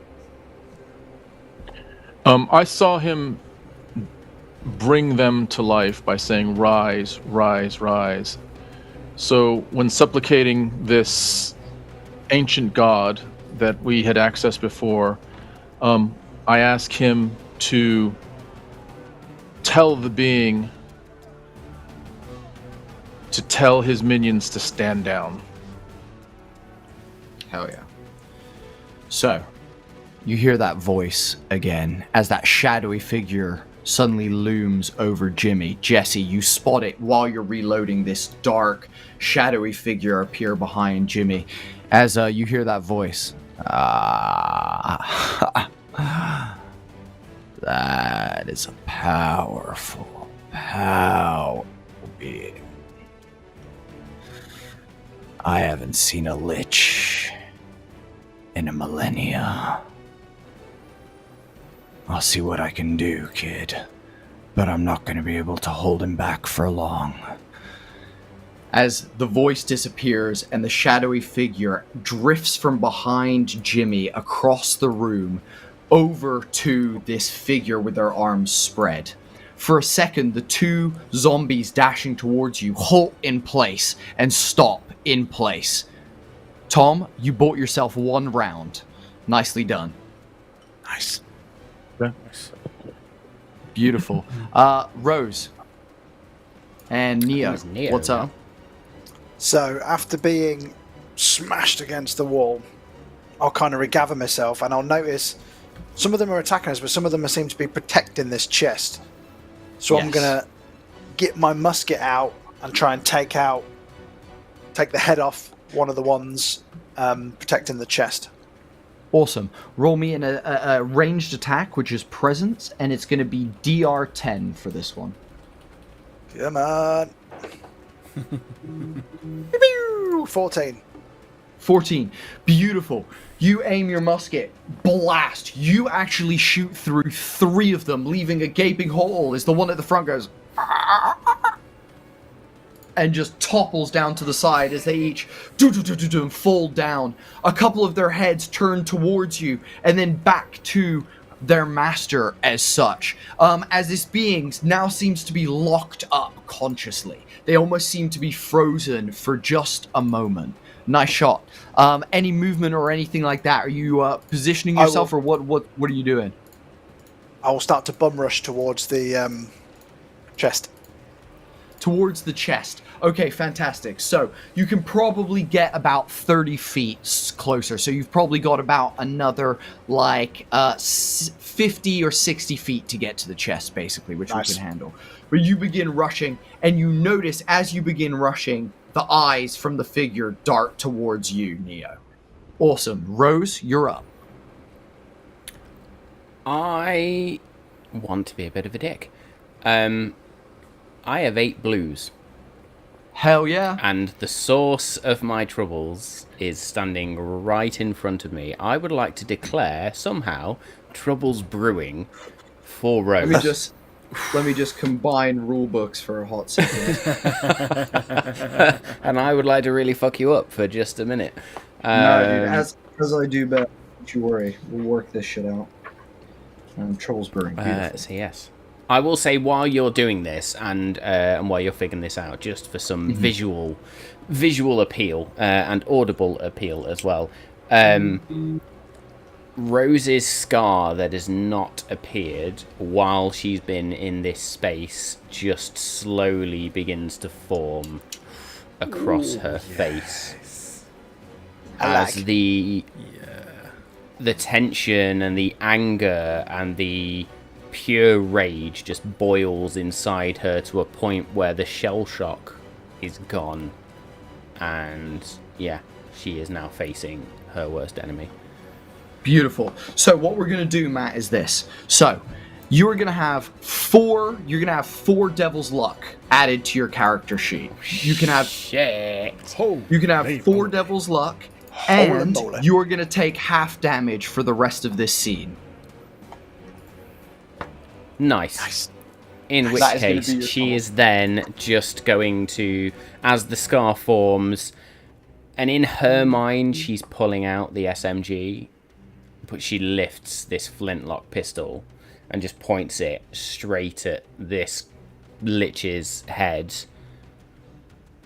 You will not touch me again, and she's gonna fire.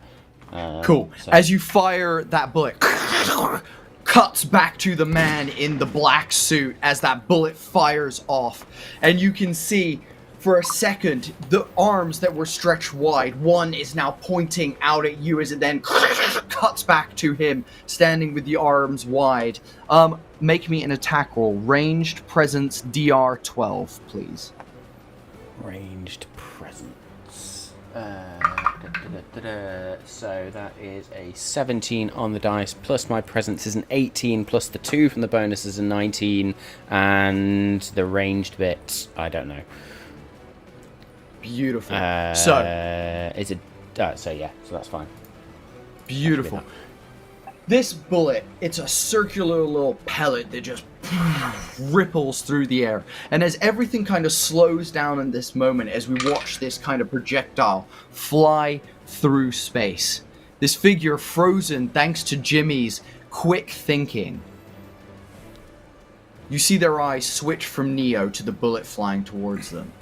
As it gets close, they grit their teeth and almost, even though they seem to be paralyzed elsewhere, lean their head into the bullet, almost like they're bracing to take it. It collides with the flesh first, separating a large gray crack. No blood seeps out. Then it hits skull. Pieces shatter out of the wound as it then ripples through the space in between and cracks out of the back, slamming into one of the zombies behind him, killing that as well. However, for a second, he kind of ricochets back as the head is back. As it comes back up, goes back into that static. The suit, the collar appear for a second, then comes back out as he smiles for a second and looks at you and nods, Rose. Beautiful. Oh, that So- motherfucker's gonna die. As Jesse sees that, that look, traumatizing Rose. Amazing. I circle back to Rose. And I say, Rose, we gotta game this thing. Think about it. It's not taking damage. That ain't the way. We gotta flank it, and maybe the answer's in that goddamn chest. We gotta figure out to distract it from that chest. I reckon that's how to do it. I'm the distraction, and she is. It's that stare. It's almost like a 1,000-yard stare, but she is zeroed in on this lich, and flintlock pistol still pointed. She knows she needs to reload it instinctively, but it doesn't even look to Jimmy. I'm a distraction, and is going to start circling. Beautiful. Fuck yes. I absolutely love it. So, this is the scene. Jimmy, hood down. This dark figure looming over them, whispering in his ear. Rose, aggressively walking, pulling a trigger that isn't firing anything anymore as she walks towards this creature.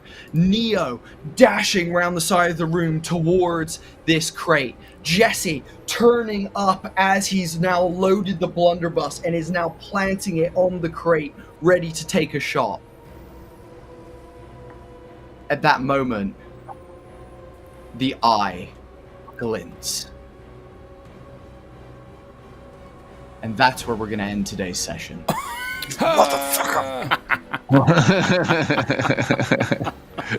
Please, sir, And yes, can I chat have is some very more? correct. My maths is very bad. That should have been a 20, not a 19.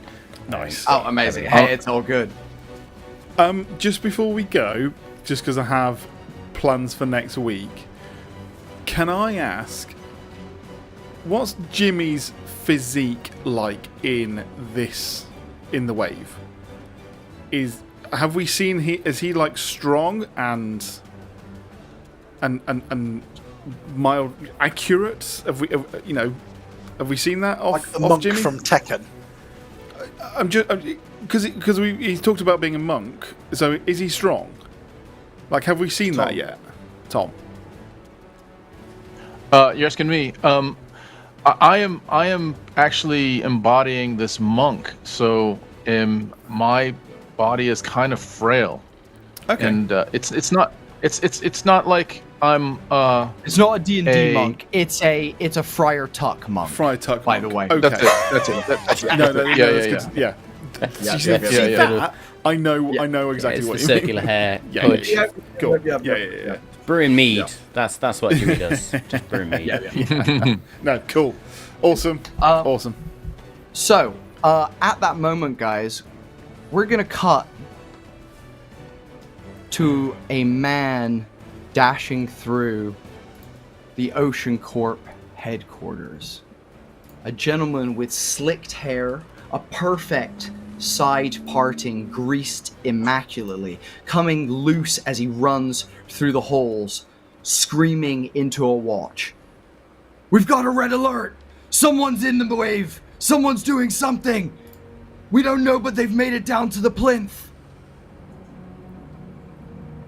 And we will pick that up next time. Nice. Nice Well one. played, Bodhi. What Very a well fucking played. session Love it. that I like was. it a lot. Love it.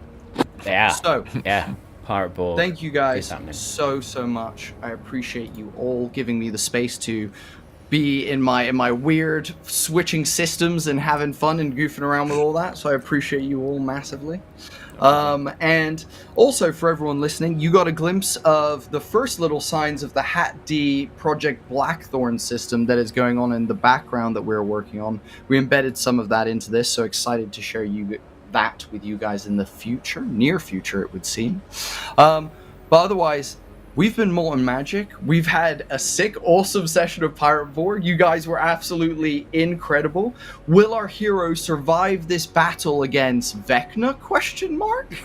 And we will have to find out next time. And then, is it really just out of the frying pan into the fire as they have to escape the Ocean Corp headquarters, in which their actual physical forms still reside?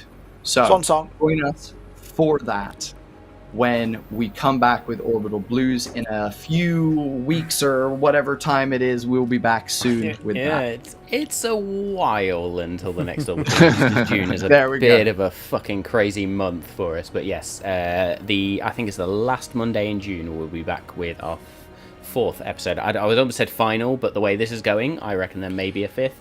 So we'll see. Yeah, realistically. Yep. But yeah, This is just lots the of good foreplay. throughout June. Throughout June, there will be some rebroadcasts as well. So if there was some episodes that you didn't catch previously, you can catch them again. We're going to do 10 Candles. We are also doing a Daggerheart one shot at the end of this month as well. Lots of good things coming. So yeah, look out Hell yeah. for all of that. Anything else from you guys that you want to say before we peel out? Not at all. Super That was fun. amazing. pirate. Yeah. From my Just perspective, thank we stepped you. into this, and I was like, the rules are new. Like how we it might be a little bit clunky, but you did really well, Bodhi, just Yeah. walking us through it with every roll. Like it Yeah. felt seamless. It felt totally seamless. Just kind of coaching us through every 100%. check. Basically, and just everything. let us do what we want in a way, and just turned it into a PirateBorg role, which is great. Dude, dude, that's what being a GM is. What can I say? That's my job. I super appreciate it. You guys were awesome, and for anyone who hasn't tried it, PirateBorg is an amazing system with incredible content, loads of amazing stuff to go check out there. If it's something you're interested in, definitely go check that out. It's super worth it. But I otherwise, think the only from the Molten Magic thing family, I would go on, Matt. Yeah, I think the only thing I'd add based on that is, look, if you're listening, if you're watching, and there is a system you want to see us play that you think would be awesome, give us a shout out, and we will absolutely go check it out. Hell and see yeah. if it fits. Yeah. And Great. we'll I'll do run Snakes either a and one shot or a Ladders if you mini series. Yeah, 100%. Role played Snakes and Ladders. Why not? We'll play the Goonies, whatever.